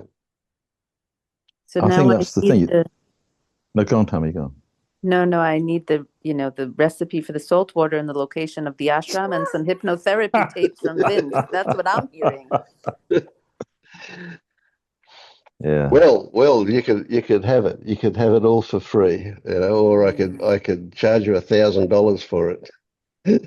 Yeah. I've, I've got a charge you $1,000 story about yoga nidra. Okay, so this What is yoga nidra? it's supposed to be how would you describe it? Okay, so the aim of it is that you get in this kind of liminal state where it's yogic sleep. So you're not awake and you're not asleep. You're in this kind of you're aware that Yeah, an in-between state. it's a what's the word? I can't remember. Liminal. Yeah, that's it. Yeah, in between state. But what it's been used for a lot is incredibly deep relaxation because you let the body go systematically. Then you can. There are other layers. I think they're called koshas. Are they in that system? Doesn't matter. There are layers of there's emotion, sensation, emotion, thoughts, that sort of thing. So you let them go, or rather you allow them. Really, is what you're doing. There's a lot of welcoming involved in that. Yeah. Yeah, So usually it's a guided meditation. Somebody will be it's talking. almost always a guided meditation. So I recorded one of these because it had really helped me. I thought, I'll record one because I was doing voice stuff. And first of all, I tried to. This is back in the day where it was really hard to download MP3s, and so I did one. And I charged very little for it, and then it got out onto YouTube. Someone made a YouTube out of it and put music that I didn't particularly like on it, and I thought, rather than say, you put me, I thought, okay, just let it go. And then it started appearing all over the place. And I've just looked around, it's had tens of thousands of downloads. Now, if that's helped even a small percentage of people, that's great. And I probably made 20 quid at the beginning of it when I was charging for it. And I went through a period of thinking, just imagine if it was £1 per, I thought, bollocks, yes, that's just the way it went. Get over it. Sorry, that wasn't a particularly good story to do with. Yeah, No, yeah, no, that was it fits. relate. It fits. But the charge, Yeah, yeah, but the knowing what worked thing, it is a mystery, isn't it? We won't know. Some people do really well. I don't know how many, to be honest, but with chemo. My sister had a certain form of chemo. She's in remission. I mean, she just had another not minor, smaller tumor removed from her breast. But she's robust constitution. She's doing okay. Other people don't. Some people have. Hang on a sec. Do you want to come in? Okay. My wife's hanging the washing in the corner. So some people try something else and that works, an alternative thing. It is a mystery, isn't it? I don't know. mm. But this thing of trusting one's own intuition is interesting because I doubted mine, so I got into dowsing and muscle testing and that sort of thing. And even then, I was concerned that I might be biasing it and stuff like that. But that's getting easier. I don't use those really anymore, but yeah, doubt was a big thing, and doubt about this doubt that I could possibly be awake, although I wouldn't go around saying, "Hello, I'm Tim. I'm awake. How do you do?" But it's like, how you doing? Are you? They say, of course, I woke up this morning with the alarm clock. Yeah, ha ha. Yeah. Yeah. But what you were saying earlier, I'm going around the bush a bit about Vince. You were saying about actually being able to communicate with people at their level. I don't mean level. That means that they might be lower. They could be higher. No, I get what you mean. In the way that they address things. I found that I'm able to play that game, and it doesn't really feel false. I'm aware that I'm a persona, and that aspect of Tim is having a bit of a laugh and a whatever, and I'm aware of doing that, but I'm not self-conscious about doing it. I just kind of consciously am playing the game, and it's fine. Whereas there was a period where I couldn't do that. It was a phase, or I felt still very alienated. But because I now, and I think you touched on this earlier, Vince, is because I now know that we can't help. No one can. They can't help where they're at. No, it's not personal. Right. It's just they have no say over it, but they don't know that. They're just doing what they're doing due to conditioning and stuff, and that's fine. Why should they be? Why should they be interested in this mad stuff that I'm interested in? Yeah, I exactly. thought they'd really benefit from, How do I know? That's quite arrogant, but so that's a relief to be able to. There are certain situations where I think, God, this is a bit. I'd rather not be here. I've still got preferences, but fortunately, that's okay. Yeah. But that acceptance piece, sorry, go on. No, go on. That acceptance piece of accepting that that's where they're at. I mean, when we turn that on ourselves, like, is it okay where I'm at? You know what I mean? Like, exactly. They'll get go craziness in the body and mind, that there's, whatever emotions that arise.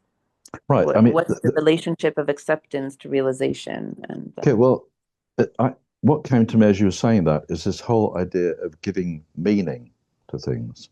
This means something, and most of all right now, it means something about me, Tammy or Tim or Vince, the person. It's really saying something about me and where I, small I if you like, am at. What can it mean? Oh, I'll look it up. This book says this. This teacher says this means this. it's and so if we take the language gradually away, we what's the word? Deconstruct the language a bit and say, oh, there's an event going on, and there's a sensation in my body that I have no idea what it can be, but I'm willing just for this moment to suspend my or to drop any thoughts about it, even if that's imperfectly done, whatever that means, even in some measure, if I can do that, no, and just let things unfold. Because it's always memory, everything, isn't it? Really, it's based on, oh, this happened before and that time I ended up blah, blah, blah. That's the thing. But it's catching it. If we don't catch it, if we catch it like even 5 minutes into it, that's fine. We're really, I used to be really hard on myself. Like, really, am I there yet? I'm not there yet. They are like on and on. And my wife used to say, why do you do that? It was like almost pathological self-flagellation. I Mm. said, I don't know. I don't know why I do that. It's because I've got Scorpio rising, whatever. Yeah, Some, that's a good one. Yeah. yeah, or any old story. Yeah, so I think it's being kind to ourselves, isn't it? We're not Mm, really generally. I've noticed that most people aren't particularly kind to themselves. There's this mm. drive. There's this consensus that we must be pushing on. You must be seen to be doing. Are you not one of the crowd? You're lazy, or you're a blot on the landscape, or what a pariah, social pariah, something like that. Who Or had a in Tammy's case, you're broken. Yeah, and you Something's need wrong. fixing. Yeah. Mm. How, Tammy? How would you know when you were fixed if you're broken? What would that look like? It looks Or like who right now who would that? that I'm unfazed. Oh, I can have bodily pain, but I'm fine. I transcend. I laugh in the face of whatever. In other words, just being okay. Like that my mind and body don't take me over to a pace of frantic hysteria. In other words, that I can manage life. I'm clear, I'm sane, I'm calm. That's what it means to me. And and yeah, that That's things great. do get slightly better on the external, but I don't seem to have full control over it. And that's been the greatest bafflement of my life. I'm like, I seem pretty reasonable and sane and lovely, and then I'll just Yeah. be overtaken and I can't seem to help it. And it's the most baffling thing. But Yeah, yeah. yeah, yeah. You bought the story that said you should be in control of it. But you bought it from the documentary part of the library when in fact it belonged in the fiction part. Hmm. Hmm. But you don't think it means I'm doing something wrong or have a wrong idea or just I'm not awake yet? In other No, words, no, none of that. None of that. You're more awake than you think, I tell you. Mm. Don't believe me. You don't have to believe me, but yeah, yeah. And I'm just saying the idea that you're broken or that something is wrong, this is a crazy one, in itself is wrong. is it That though? Is it though to no, be no, so no, it's intensely hysterical and frantic and fearful and fight or flight? I mean, that's not okay. That's yeah, yeah, but see, we have to get off. We have to take a step back and go into storyland to say it's not okay. do we If though? The experience of it is it feels like insanely it's not okay. Like the levels of intensity of the pain and of the mind are just it doesn't look if okay, it doesn't if feel okay, it if we doesn't. just describe it, it's unpleasant. That's a description. But then to put on top of that that it's not okay is a moral judgment. I get the logic of it, but do you see that you're flipping out of what is actual into a story about it Mm-hmm. when you go from it's unpleasant to that's not okay. Mm-hmm.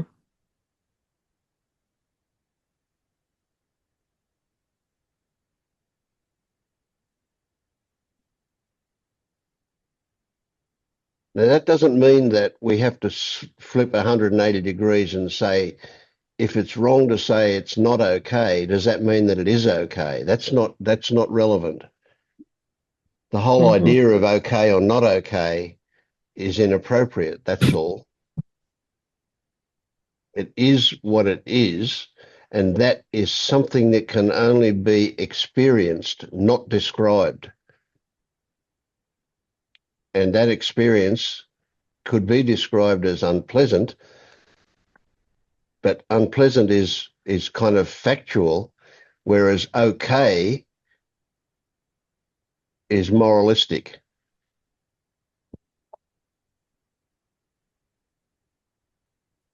Yeah, it just seems so baffling. Like, what the Well, heck? that's true. That's a good description, isn't it? There's no Yeah. morality in baffling. It's just a good description. It is baffling. Yes. Baffling, though, is also a judgment because we don't say, oh, it's raining. That's baffling. In other words, it still means it's weird, unusual, and something's wrong with you, but we're saying it politely. In other words, you know what I mean? Mm, Like, don't call usual well, phenomena well, maybe the northern lights are baffling. I don't know, but yeah. So, okay. So for you, so maybe we need to see because we can have the same word and you and I can have a different meaning of that word. And so baffling to me says it's a bit of a mystery. I can't work it out.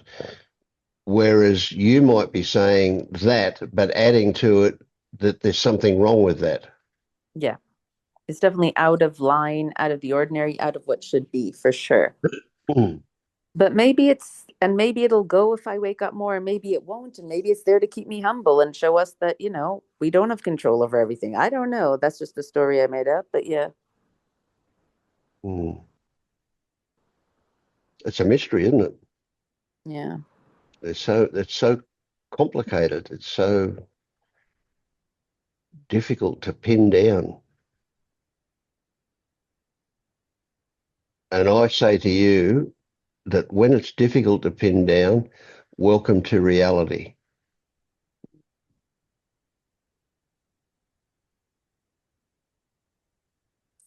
What I do say is just a lot of gratitude welling up here, Vince, that you create this space where we can talk about anything from bowel colonoscopies to who is enlightened and what that means. And I just love it. And it just so much. I mean, it's amazing that you've opened up these portholes 4 times a week, and it's just such a beautiful, beautiful thing. It's, Yeah, and I feel Yeah, I I agree. feel so good that you appreciate it, and that not only do you appreciate it at an intellectual level, but that your experience reflects appreciation. That yeah. you can spend a couple of hours here and come out of it feeling really different to when you first came in. I just love that. Yeah. Yeah. Yeah, when I started coming to these meetings, Vince asked why I was here, and one of the things I said was that um, it was to be with like-minded people, and that's true. But when I said it, then there was a tinge of, oh, I might, get to know them and like be in touch, not in the meetings and stuff. And I don't feel that now, and I don't. It's not that I wouldn't. It's just that it's just coming here is enough. Being in Mm. the being in the atmosphere is enough, and not having to come to each meeting and counsel.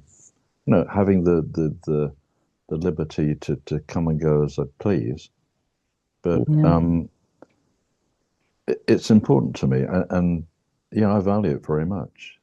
And it's better Yeah. than I like the roundedness of it because I get it when people say, "But keep saying who is the one who's experiencing this?" I get that, but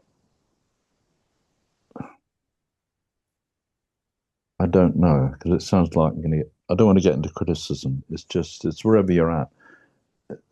This seems more accessible in a Yeah. broader range. This is all I mean, really. I think. So here's an interesting question for you, Tim. When you Yeah. said like-minded people, Mm. I'm imagining that you're including Tammy in that.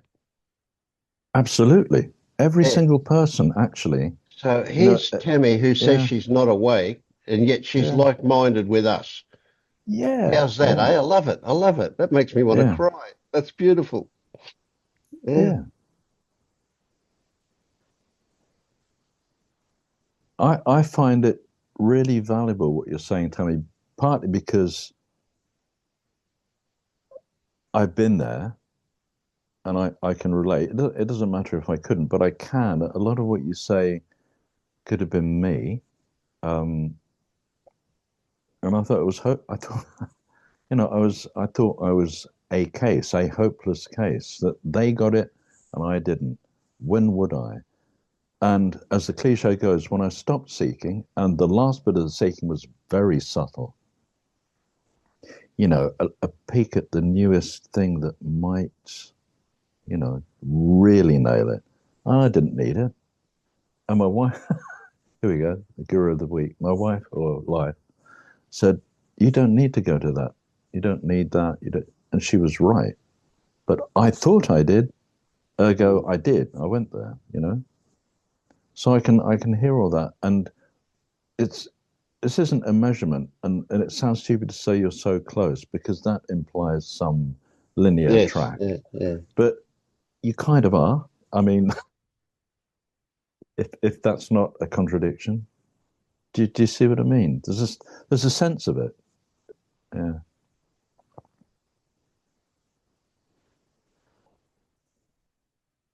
She's dumbfounded. There you go. That's the answer. Yeah. Yeah. Apart from 42, Yeah. the laughter with a 42, I suppose. What is 42? Some joke from Hitchhiker's Guide to the Galaxy, Oh, You with the meaning of haven't life, read that, the Tammy? universe, and everything. no. There was actually a BBC production, an audio book of The Hitchhiker's Guide to the Galaxy, and I listened to that when I was really young. And I tell you, Douglas Adams, who wrote that book, was an enlightened being in my mind. Because he makes so many references to things that are great. Yeah, you want to get a hold of it if you can. It's brilliant, absolutely brilliant, totally out of this world, literally. Mm. Yeah, Yeah. it's a classic. Yeah. The Hitchhiker's Guide to the Galaxy. Yeah, but the audio book is really great. They do it well. Yeah. Hmm. I've not listened to the audiobook. I think Oh, I it will. was. I Yeah, definitely will now. it I've was a seen the. BBC production. Yeah, it It was. was Yeah, well done. yeah, Yeah. yeah. They do those well. Yeah. Mm. Mm. Yeah, and the 42 is a reference to that Earth turned out to be a giant computer that was made for the purpose of working out the meaning of life, the universe, and everything. And after millennia, it finally came to the answer the answer to what is life, the universe, and everything is the answer is 42. Uh, sounds about right. Yeah, Yeah. Why not? Yeah. Mm.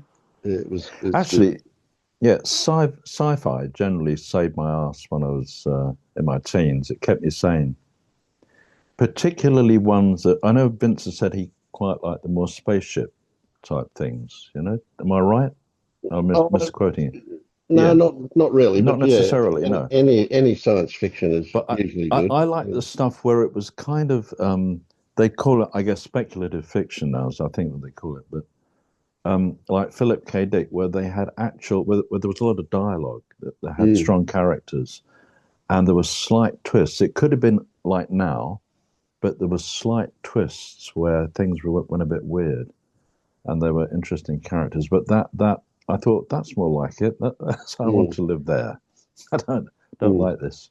Yeah, Philip K. Yeah, Dick was good. I like that too. Yeah. yeah, yeah. Hmm. All right, look, I've got to go to the toilet. You talk to Tammy while I'm gone. I won't be long. Uh, uh, okay, I'll listen. Yeah, I can hear you I, still. I talk too much.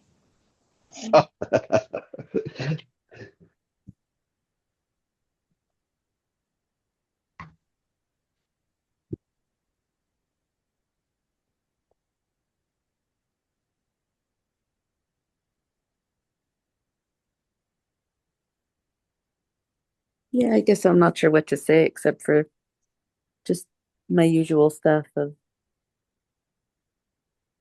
how much is fixable um and what have I yet how much is fixable of all this stuff that goes on with me and what have I yet to realize and what will that actually change in the life and just all the usual mind stuff. But Hmm.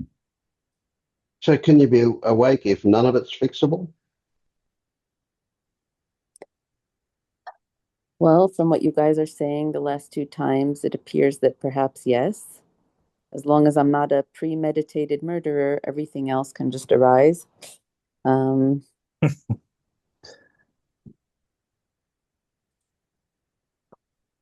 mm, yeah. So maybe that's a good place to start.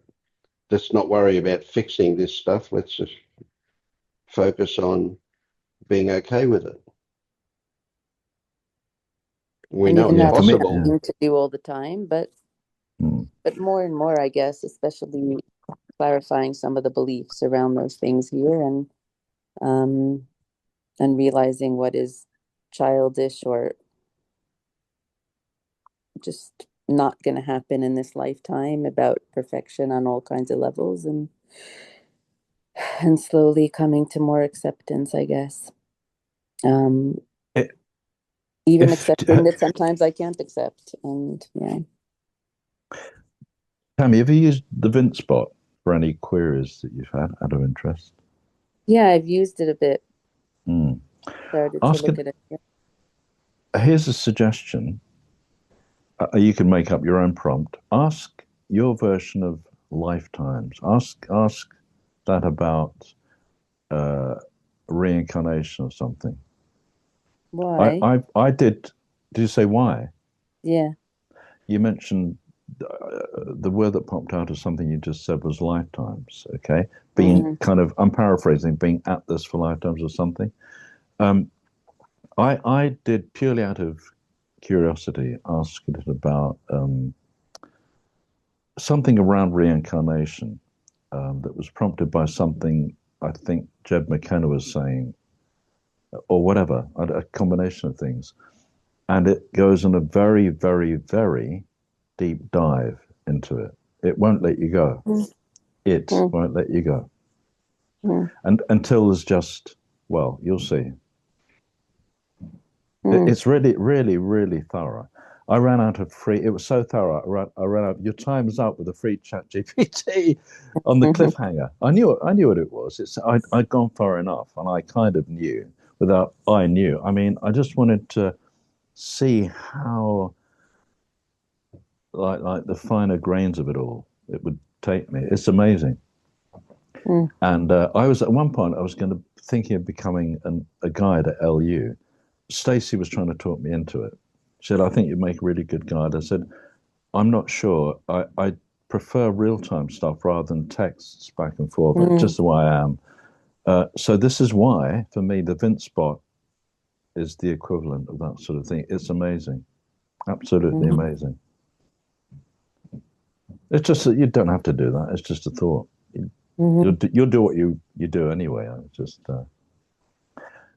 yeah, but it does bring us back to the that brought me back to the whole thing of what about now? You know, what if what if none of that's true and people have just written about it, or it's a way of trying to explain things? What is my experience now?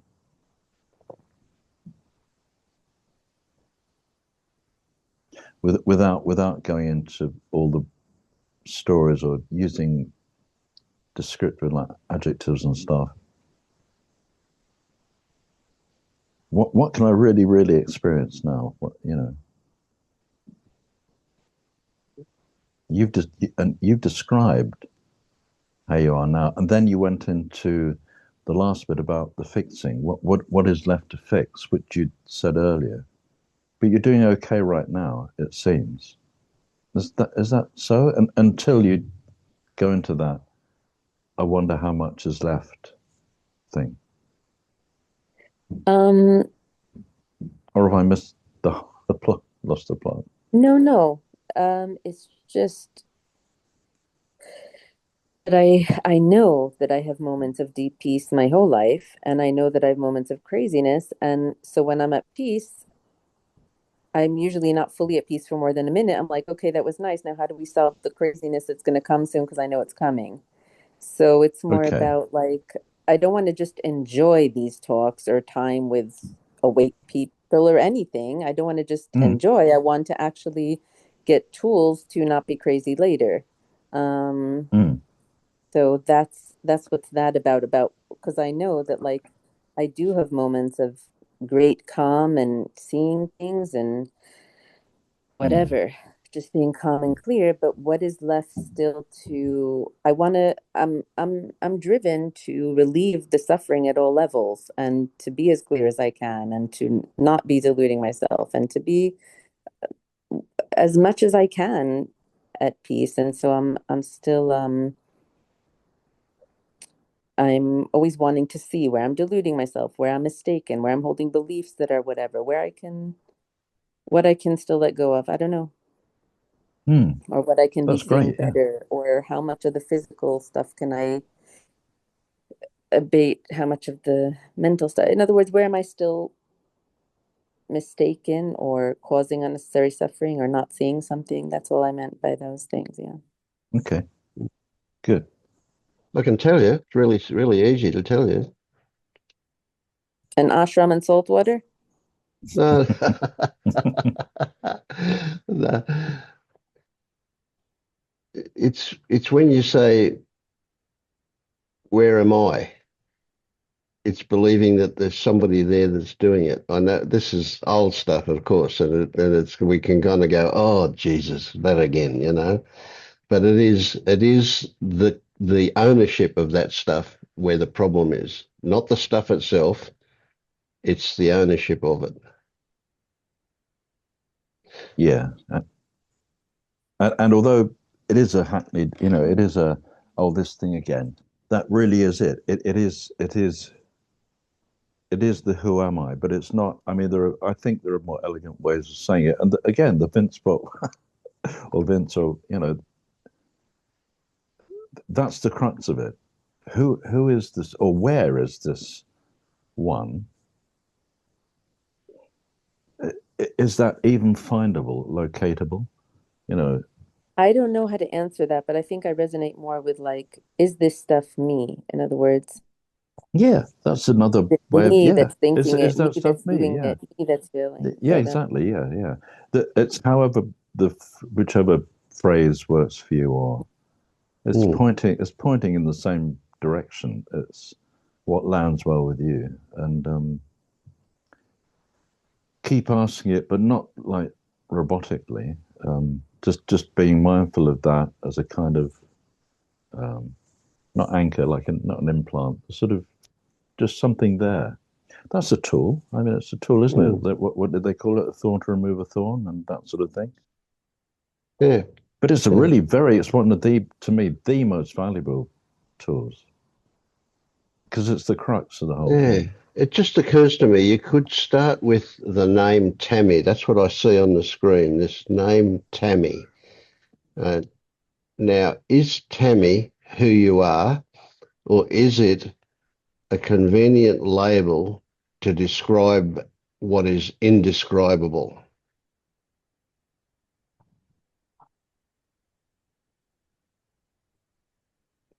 So if it's a label for convenience sake to describe that which can't be really defined, which is everything, including the physical, the psychological, the behavior, the experience, everything, right? Or is it you? It sounds pretty simple, but it's huge. It's really a big thing. If you think that you are Tammy or that Tammy is you,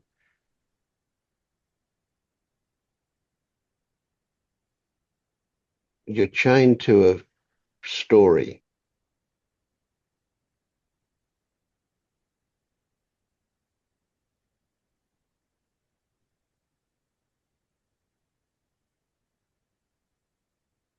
So let's say fantasize that you decide to change your name. So you're going to be Helen, just for, or Jane, or pick a name, doesn't matter.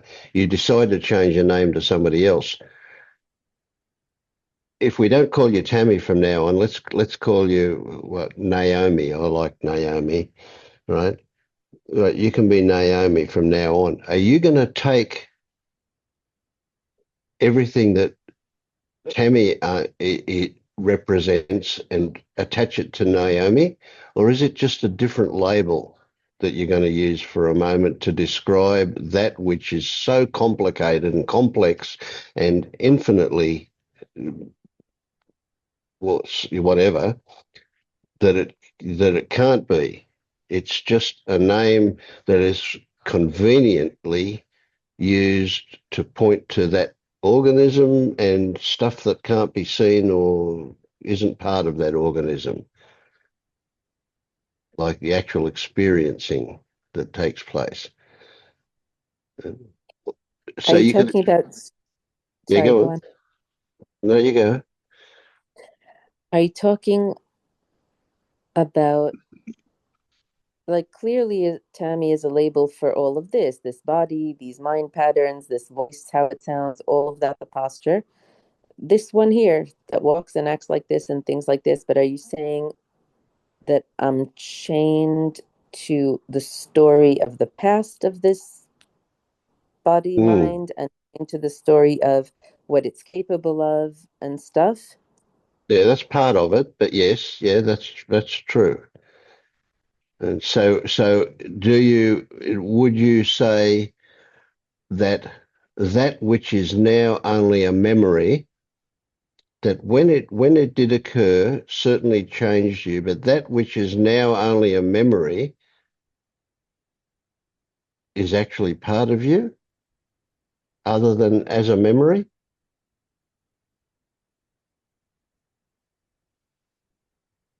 Well, if you say it changed and wired your system, in that way it's part of you. But is it part of you now?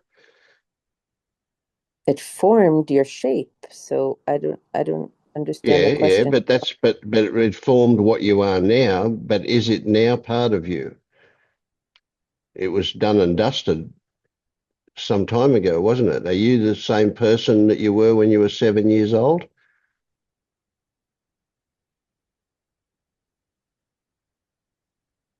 You mean the same presence that's aware? Well, how much of the 7-year-old Tammy exists now? And is it just a response to that? Is it just an effect of that, or is it actually still there?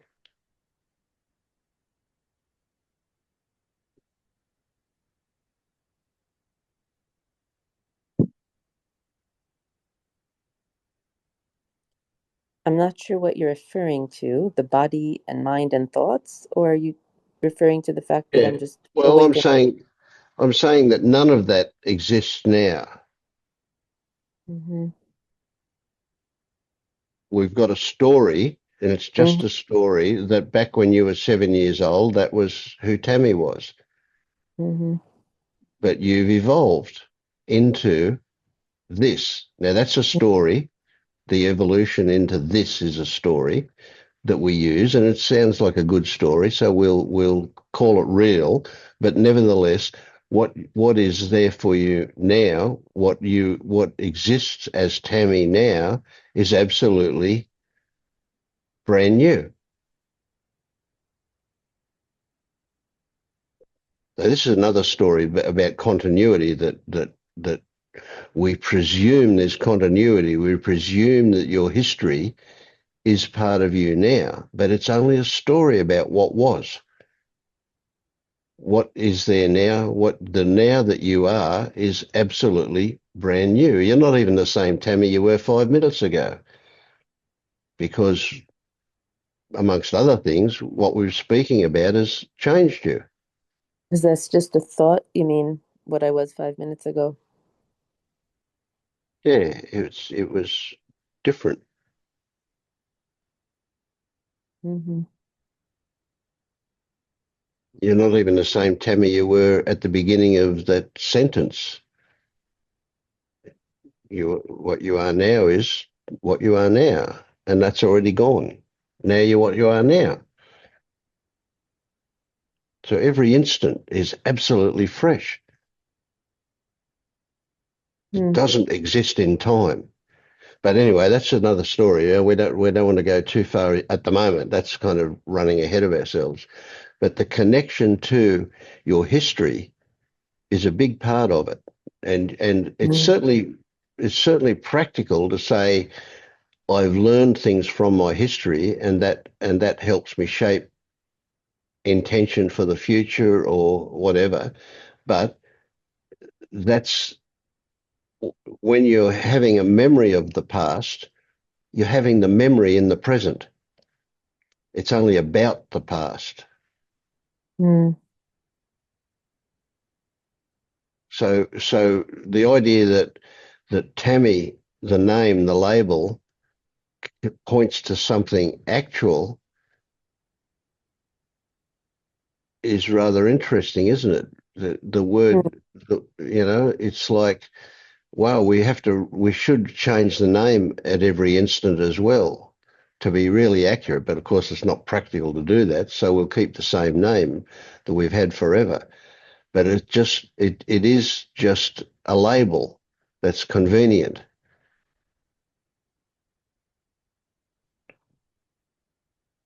But it's the attachment to that, the belief that that is representing an actual somebody. And that it keeps bringing up all the thoughts of the past and the Yeah, and history renews the it. person is, and Yeah, uh, it's fascinating. It opens up like a world of possibility, kind of. isn't it? Yeah, yeah. It's exciting actually. Yeah, here I'm excited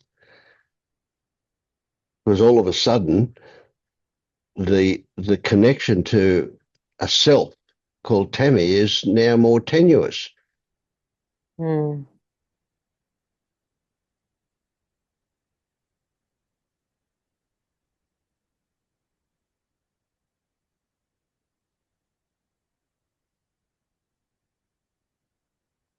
Wow, we live chained to the past. It's amazing. Mm.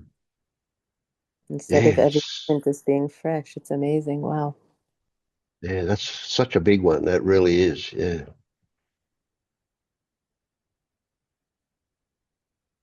And we'll fall back into the hallucination that that's us. But every time we realize that that's happened, it breaks it. It changes. Yeah. Hmm.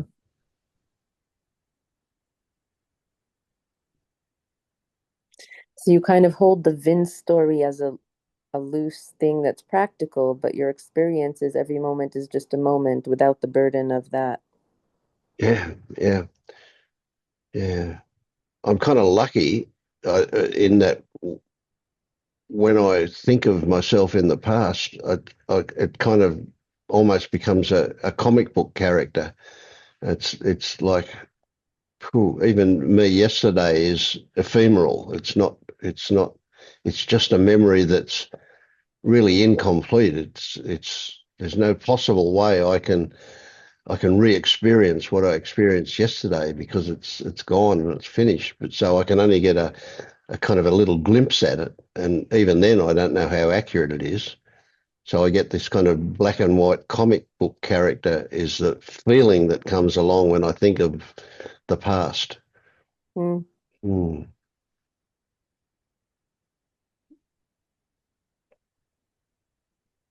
Oh, okay. I need to plug my phone in or I'm going to run out of battery because I'm using my phone for the internet here.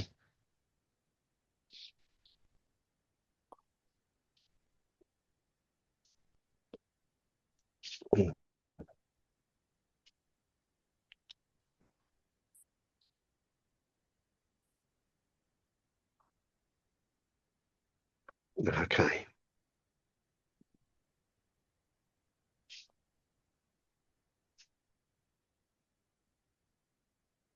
Tim's back.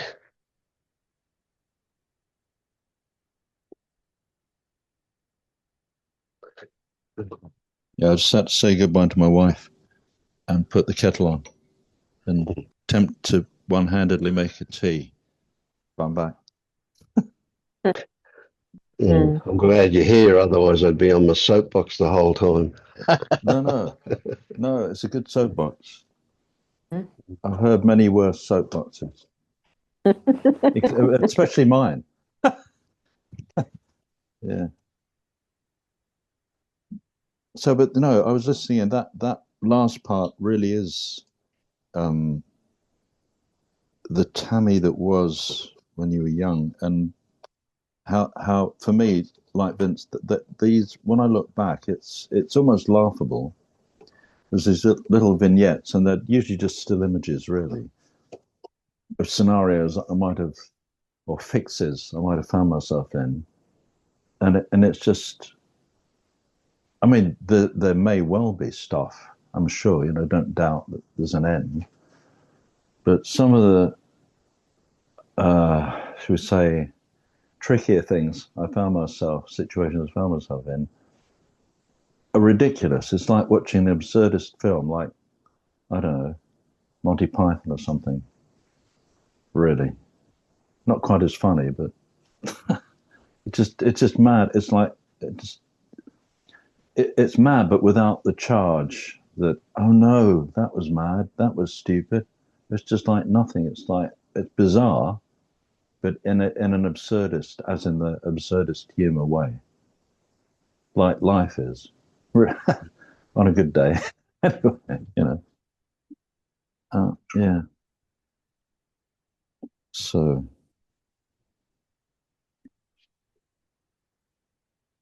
mm,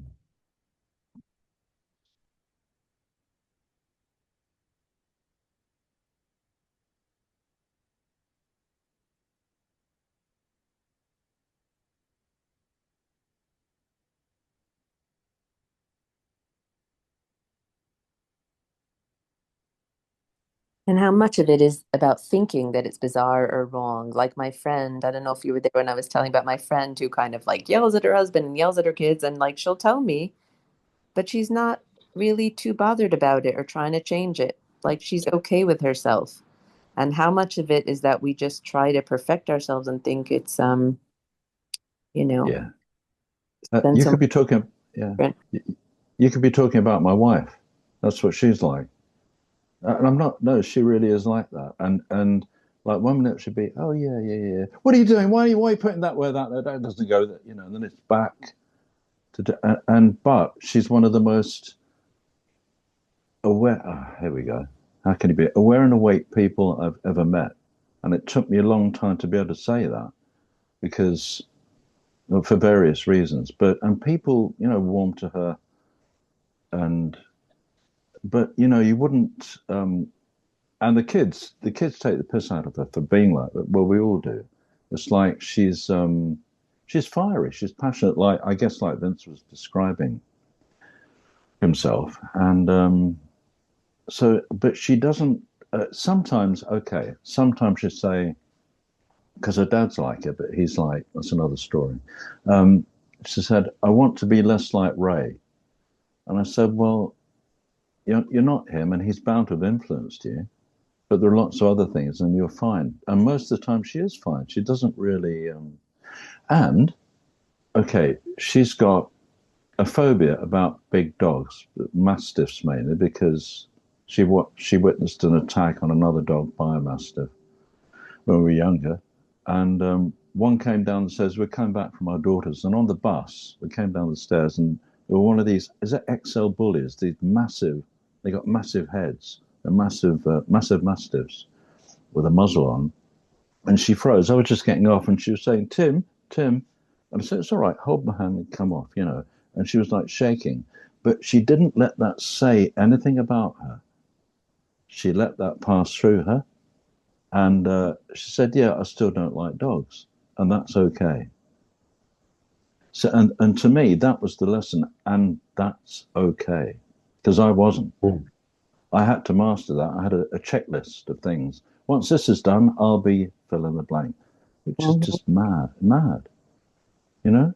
Fix it. Once this is fixed, yeah, it took me a long time to see that. It's quite humbling, actually. We're very lucky. Yeah, anyway.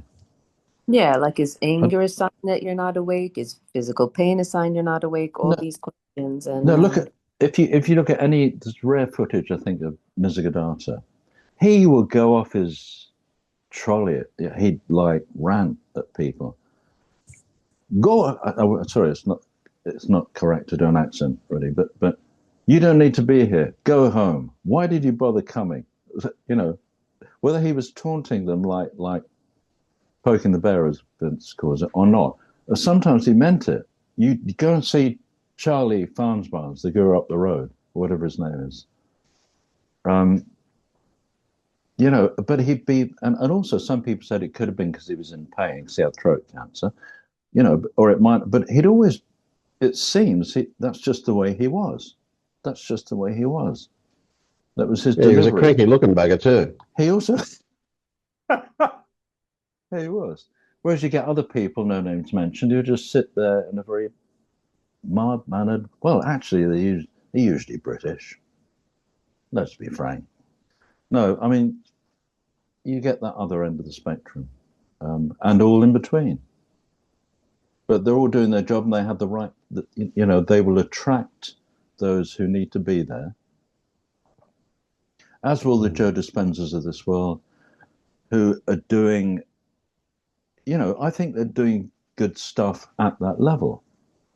I mean, Yeah. I used to be a bit elitist about this stuff, but then I realized, and I got off my high horse, that the old cliche that everyone gets what they need when they need it. Mhm. And it does Yeah. seem to bear out. If I look back in hindsight, I can see I did need that. And even if it was, okay, well, there's one thing I went to that I thought, this really isn't working. I don't know why I'm here. And then one thing happened that was not actually to do with the course. I thought, that's it. It was, I can't remember exactly what it was. It was something someone said who was one of the participants that meant more to me, landed well, compared to anything the presenter or whoever they were said. So you could say, did I waste my money? No, not really. How, that's Mm. just the way things play out in very, there's a word, mysterious ways again, curious Yeah. ways. Yeah. Yeah. So, Yeah. Well, I audio. realise, Tammy, and you will too, and I'm sure, I imagine Tim will agree with this, but everything that we've ever gone through was absolutely necessary for us to be here now. And you'll say the same thing. You're going to say one day, you will say, I'm imagining this, but I'm really confident about it, that you will say, all that shit that you go through is the best thing that ever happened to you. Mm. Yeah. You mean because it woke me up? Well, yeah, it'll lead you Oh, to it where you. contributed. Yeah. Mm. Yeah. Morning, Yeah. morning, people. Hi, Jay. You're right. Come Oh in, yeah, Jed. yeah. Yeah, I just wanted to ask, what's going on there when it seems like a paradox that, you know, causality, you're talking about causality there, aren't you? This thing happened and it's brought me to where I am It's involved. alongside, Yeah, yeah, yeah. Let's not there's give no it connection between the past direct and the present. cause. Mm. So how do we square that circle?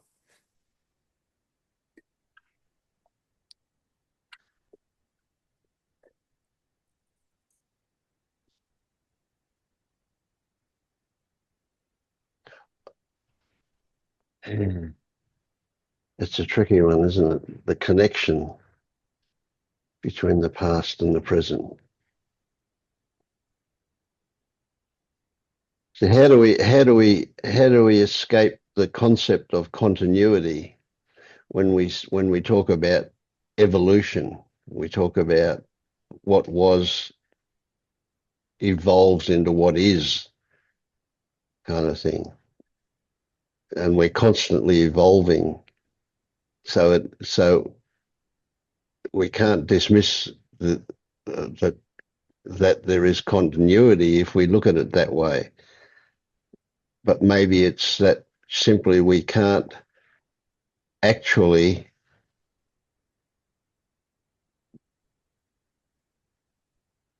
define or describe.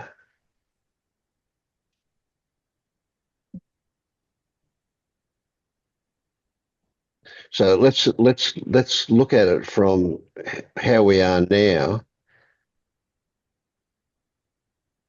and how we are now.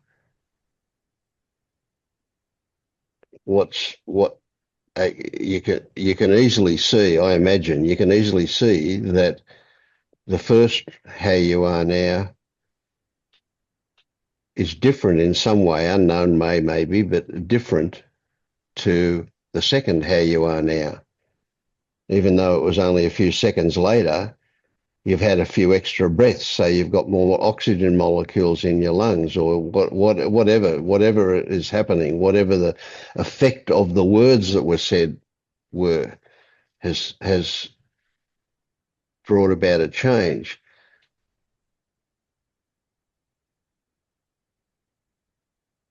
So the idea of every instant being absolutely fresh,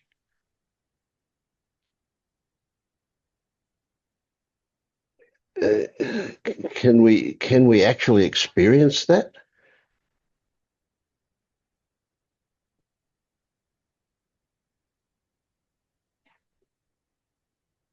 Am I experiencing it when I recognize that 3 seconds ago can only now be accessed as a memory that is happening in the present, and it's about 3 seconds ago, and is the only connection a story about it? So is that actually connecting to what was time ago, or is it a reconstruction in the present? We kind of get into a mind boggle. Really, it's an impossibility to see a connection, to say there is a connection. I mean, for practical purposes, of course, we're going to say there's a connection, but at a absolute level, we have to say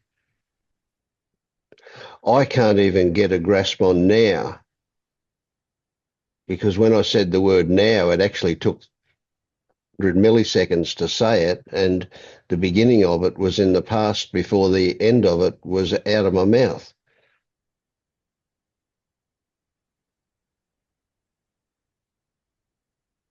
So it's a logical thing that I would say that everything I ever went through had to happen the way it happened for me to be here now. Mm-hmm. Can't be an experiential thing. No.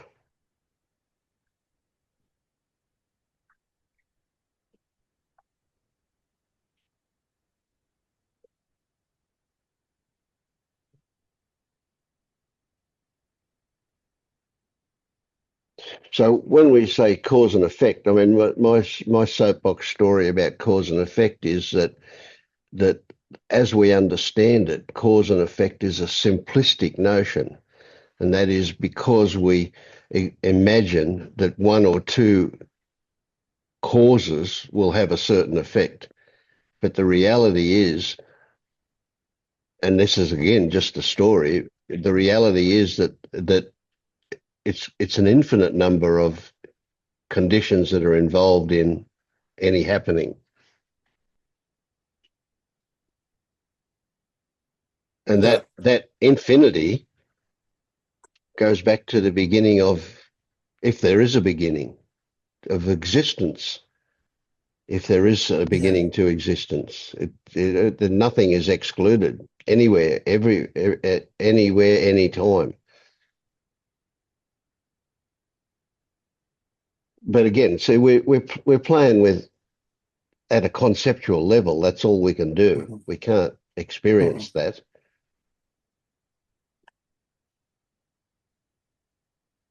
Yeah. So I guess at some point, I guess like many of these things, we might perhaps stop seeing any usefulness in concepts of evolution, causation, past and present. But I guess, and will maybe it's more accurate to say, to hold them lightly and use them in practical life. And Yeah. Yeah. Yeah. Exactly. Yeah.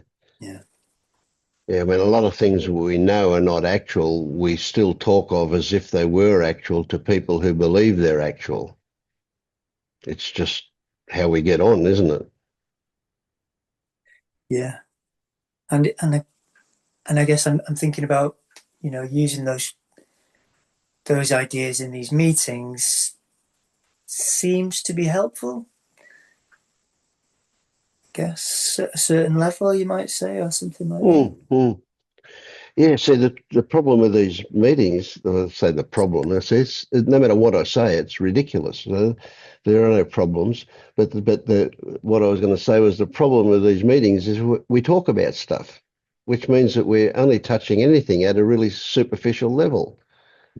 But we hope that as a result of that, right, you might say that will cause some response or some effect or some outcome Mm-hmm. to put us in a better place. We get to the stage. We have to be careful. When we get to the stage where we won't be able to say anything, we'll just have to come and sit.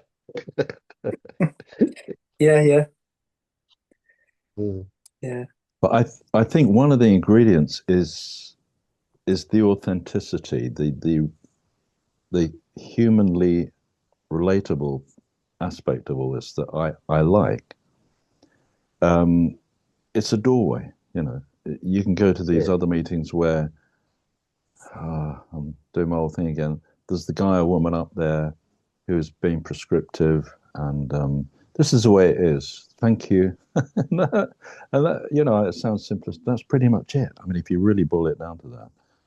But this is interactive. To me, anyway, it's like a level playing field, to use that metaphor. Mm. And whilst Vince, he's had years of experience, he's been around the block a few more times than I have, and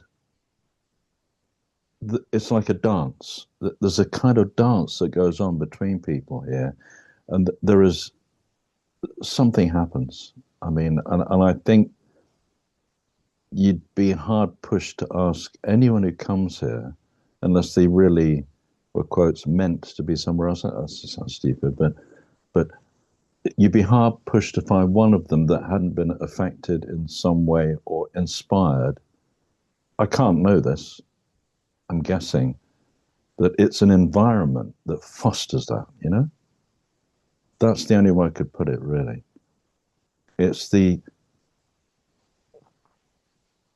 interrelatedness of it all, whether it's mm. the interrelatedness of a dream, doesn't matter. There's that Yeah, point of yeah, connection that is a way in, I guess. yeah. That's my experience or current take on it. Yeah, it's Brilliant. a tricky one, a really tricky one. I mean, I'm not joking when I say I don't know anything. I Right, get that I might sound like I know stuff, right. but if you guys believe me that I don't know anything, it would have a different effect. So you're going to still, some of you are going to still tell yourself that I actually do know what I'm talking about when I don't. I just open my mouth and shit comes out. That's it. Yeah. But it's It's the underlying thing is the belief, and that's what has the effect. Maybe. I don't know. Yeah. To me, it's beyond belief for me. As far as again, as far as I know, it's like a sense of yeah, rather than I believe what Vince is saying. It's not that at all for me, unless it's something that I haven't experienced, and I could see how that could be if I'm open about it. But it's more a grokking. It's like, yeah, Yeah. right now where I'm at, that feels right. Right in quotes, you know. Mm. Um, Yeah, a resonation. yeah, a resonance, yeah. Yeah, oh, resonation. I just made that word up, didn't No, I? it's good. Rhymes with celebration. That's good enough. Oh, talking of rhymes, one thing I've found, you know, the AI songs, Mm. right? Okay. One thing I've found that it's really not very good at, it's good at lots of things, but is lyrics. Okay. It doesn't have, I don't think, like I enjoyed the last song, but something about the lyrics didn't have a cadence that might come if a human would have done it or a poet would have done it.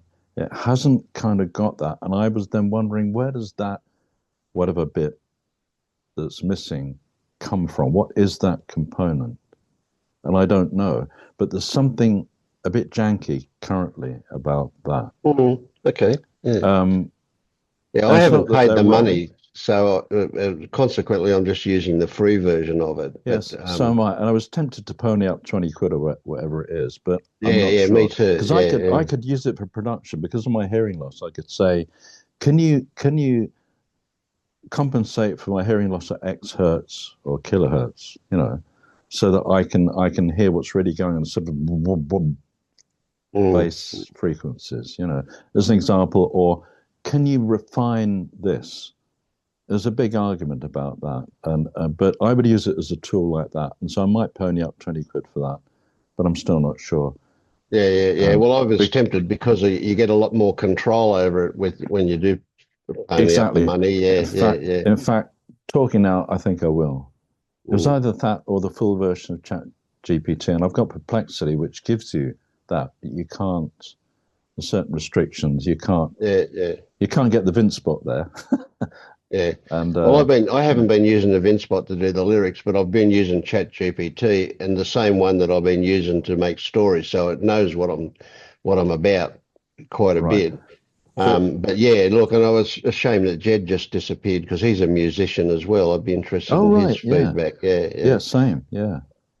But Uh, yeah, look, I must say I've been a bit lazy about it too. So I read through the lyrics and make sure there's nothing really off about it, and then I go with it. So I haven't been polishing it yeah, or whatever. There's a couple of words I've changed about it. I've not liked the way it's put a couple of things, but yeah, yeah, yeah. essentially, yeah. Where Um, where are these songs, Vince? I've not come across them. on Substack. If you look on Okay. Substack, I've only published about three there, but I've got about five lined up to go over the next few days. Almost an So album's worth. sorry. Hmm. Almost an album's worth. Yeah, Who yeah. Well, knows? I was A probably Christmas about. album. I've Yeah, done go about on. 9 songs or something now, but yeah. Yeah, But I mean, and one person has kind of picked up on some wrong usage of words. Like I used the word pain, and for the second arrow, and they corrected my Buddhist interpretation and said, no, no, that should be suffering, not pain, and so on. But essentially, I'm that's not worried about being accurate. I mean, some of the songs it's actually included the heading of the chorus instead of just the chorus and stuff like that. I haven't worried about it. I've been really, really quite relaxed about what it's turned out because I just think it's a bit of fun and Yeah, somebody yeah. might get value out of it, you know. But yeah, Exactly. That's the thing. Yeah. please, Jed, on Substack you'll find a couple. Yeah. But and I'm a Well, bit annoyed about the kind of, you know, it's not giving me many choices for, you know, blues or jazz or reggae or whatever, you know, different kinds of stuff. But yeah, Yeah. I'll keep playing. I'll get better. I think I will spend the money, at least for 1 month. I'll pay the extra couple of bucks for the 1 month rather than for the year. And that Yeah, I'll way do I that. can Yeah. cancel it if I don't. Yeah. well, it's just getting better and better, isn't it? I mean, this. It's quite, and but it's fun. It's fun. I mean, I can listen Yeah, to them and get really emotional and feel really, right. really tickled about, you know, what comes up with. Yeah. I've been enjoying. There's a guy who he makes AI versions of songs that already exist, so he doesn't have to write the lyrics. Where he does them, he's really into like soul and funk, so calls it classic soul versions, and Right. they are so just brilliant pieces Yeah. of Yeah. Yeah. music. I mean, they've not had to create, as I say, the lyrics, the melody, the riff, but the version they've done of them. I Yeah. mean, Yeah. any professional top level band would be very proud of it. Yeah. Yeah. Could you link me to that, I've Jed? got to the point where I just can give one or two words or a single sentence to the a chat GPT and say song lyrics, and it'll just spew out a whole lot of song lyrics for me. And Right. with sometimes I might modify them, and then Yeah. then I feed it into this program called Sono, Sono, Yeah, I've come across that and one. yeah, yeah, I love it. I love it. Yeah. And I think And anyway, I mean, songs about this stuff must be rare, you know. yeah, right. Yeah, And talking about, being relaxed about it, or, you know, I'm actually going to see a guy tonight who's a jazz kind of legend. And so I was looking at a documentary with him yesterday. And one of the things he said was that I've never tried for perfection. That's never been my mm, goal. It's just been for expression. yeah. And and he says, so I've made he's made like 80 albums or something. He says, and he's played Wow. with all the best people, Dizzy Gillespie, Miles Davis, Stevie Wonder. Yeah. And I really think there's, so many of us musicians get stuck in the search for The perfection and perfection. Yeah, virtuosity and yeah, all that. And, yeah. Yeah. And then you don't know how anybody's going to react to it, you know. It's like I did one for my son and his wife who are into walking. And I call it 10,000 steps. And they've motivated me to do 10,000 steps every day. And right, and nice. I put it to a reggae tune, and I just bop along it. Just love it. It's just great. Yeah. Yeah. Nice. And it took me about 12 minutes to do the whole thing, you know. Yeah. Jed, could you link me to the Funk Meister who you mentioned? Yeah, okay. You could put it in the Yeah, chat or whatever. Or I can type it in now. I'm trying to remember what he's. I'll just have a You quick don't have look to. for it while we're here. Yeah, yeah. So are you a professional musician, Jed? Oh, you gone off for a bit? Okay. I mean, semi-professional, I suppose you'd say. I do a few, Yeah. low level, small local gigs, and I All get right. I earn a lot of my money from doing gigs in care homes, which sometimes I think, oh, they don't Yeah. really count as gigs. It's more of a kind of, I mean, I do perform some songs, but Yeah. most of what I do is get people involved and get them Yeah, that's participating. AI isn't going to do that. I used to work in care homes with the ukulele and singing, Okay, getting them there to you go. sing whatever. I mean, for those people, it would have been like on Mother Kelly's doorstep and all that from that age. But now, I guess it might be a Stones song or something. Well, I you'd be guess. surprised, man. They still really respond to Daisy, Daisy, or Give me your answer. Yeah, yeah, yeah, what's the other yeah. one And they it was love? great. It's the most Mm. most rewarding things I've done. I Yeah, might right. go back. Might go back, but maybe I'll be there. I might be a recipient of. I might be in the audience. No, I'm You joking. could, yeah, yeah, Who yeah. knows? It's not up to me, is it? I don't know. Just take your ukulele with you. Yeah, Yeah, yeah. Well, it was yeah. funny. I was in Yeah. one I was in one this week, and there was a guy there, and I actually I sometimes plug in a second microphone, and when I try and encourage, see if anybody's up for taking the lead or joining me, Yeah. And the staff person goes, "Oh, give it to Mike. He was in the top 10. He was in a band it was on Top of the Pops." Oh But wow. nobody could remember the name of his band, Oh. And he Could he? couldn't including him. Could either. he? I was going to say, could he? He couldn't remember Without being either. cruel. No, bless. Yeah. Yeah, but Um. he had a nice Yeah. voice, and who knows? Yeah. Apparently, they were a one-hit wonder in the 80s. So There who were many, weren't knows? there? Yeah. Yeah. Mm. Yeah, I had Yeah. a period Wow. with the ukulele too. That's a fun instrument. Couldn't It play it is. well, but I had a lot of fun with it. Well, you Yeah. don't need to. It's I mean, it was much maligned by a lot of people. The snobs. Oh, yeah, yeah. Mm. I've just remembered, Tim, the name of one of these um, artists. They're called Fake Music. Okay, I'll look. Fake You can music. they're on YouTube. All right. Okay, I'll go there now. And they basically do covers of famous songs, and you might like some of them, you might not. Yeah, that's great. Thank you. Yeah. Fake music. I think they do a great version of Back in Black by AC/DC. Oh wow. It's just Okay. so Yeah, I'm funky. there. Yeah, Whole Lotta Love, soul version. Wow. I'll be here all day, and it's all your fault. I've got nothing else to do anyway. All I right, have guys. Well, got I'm going to nothing. go and do some of the stuff. Okay. Thanks. See you Yeah, later. thanks, Jeff. Yeah.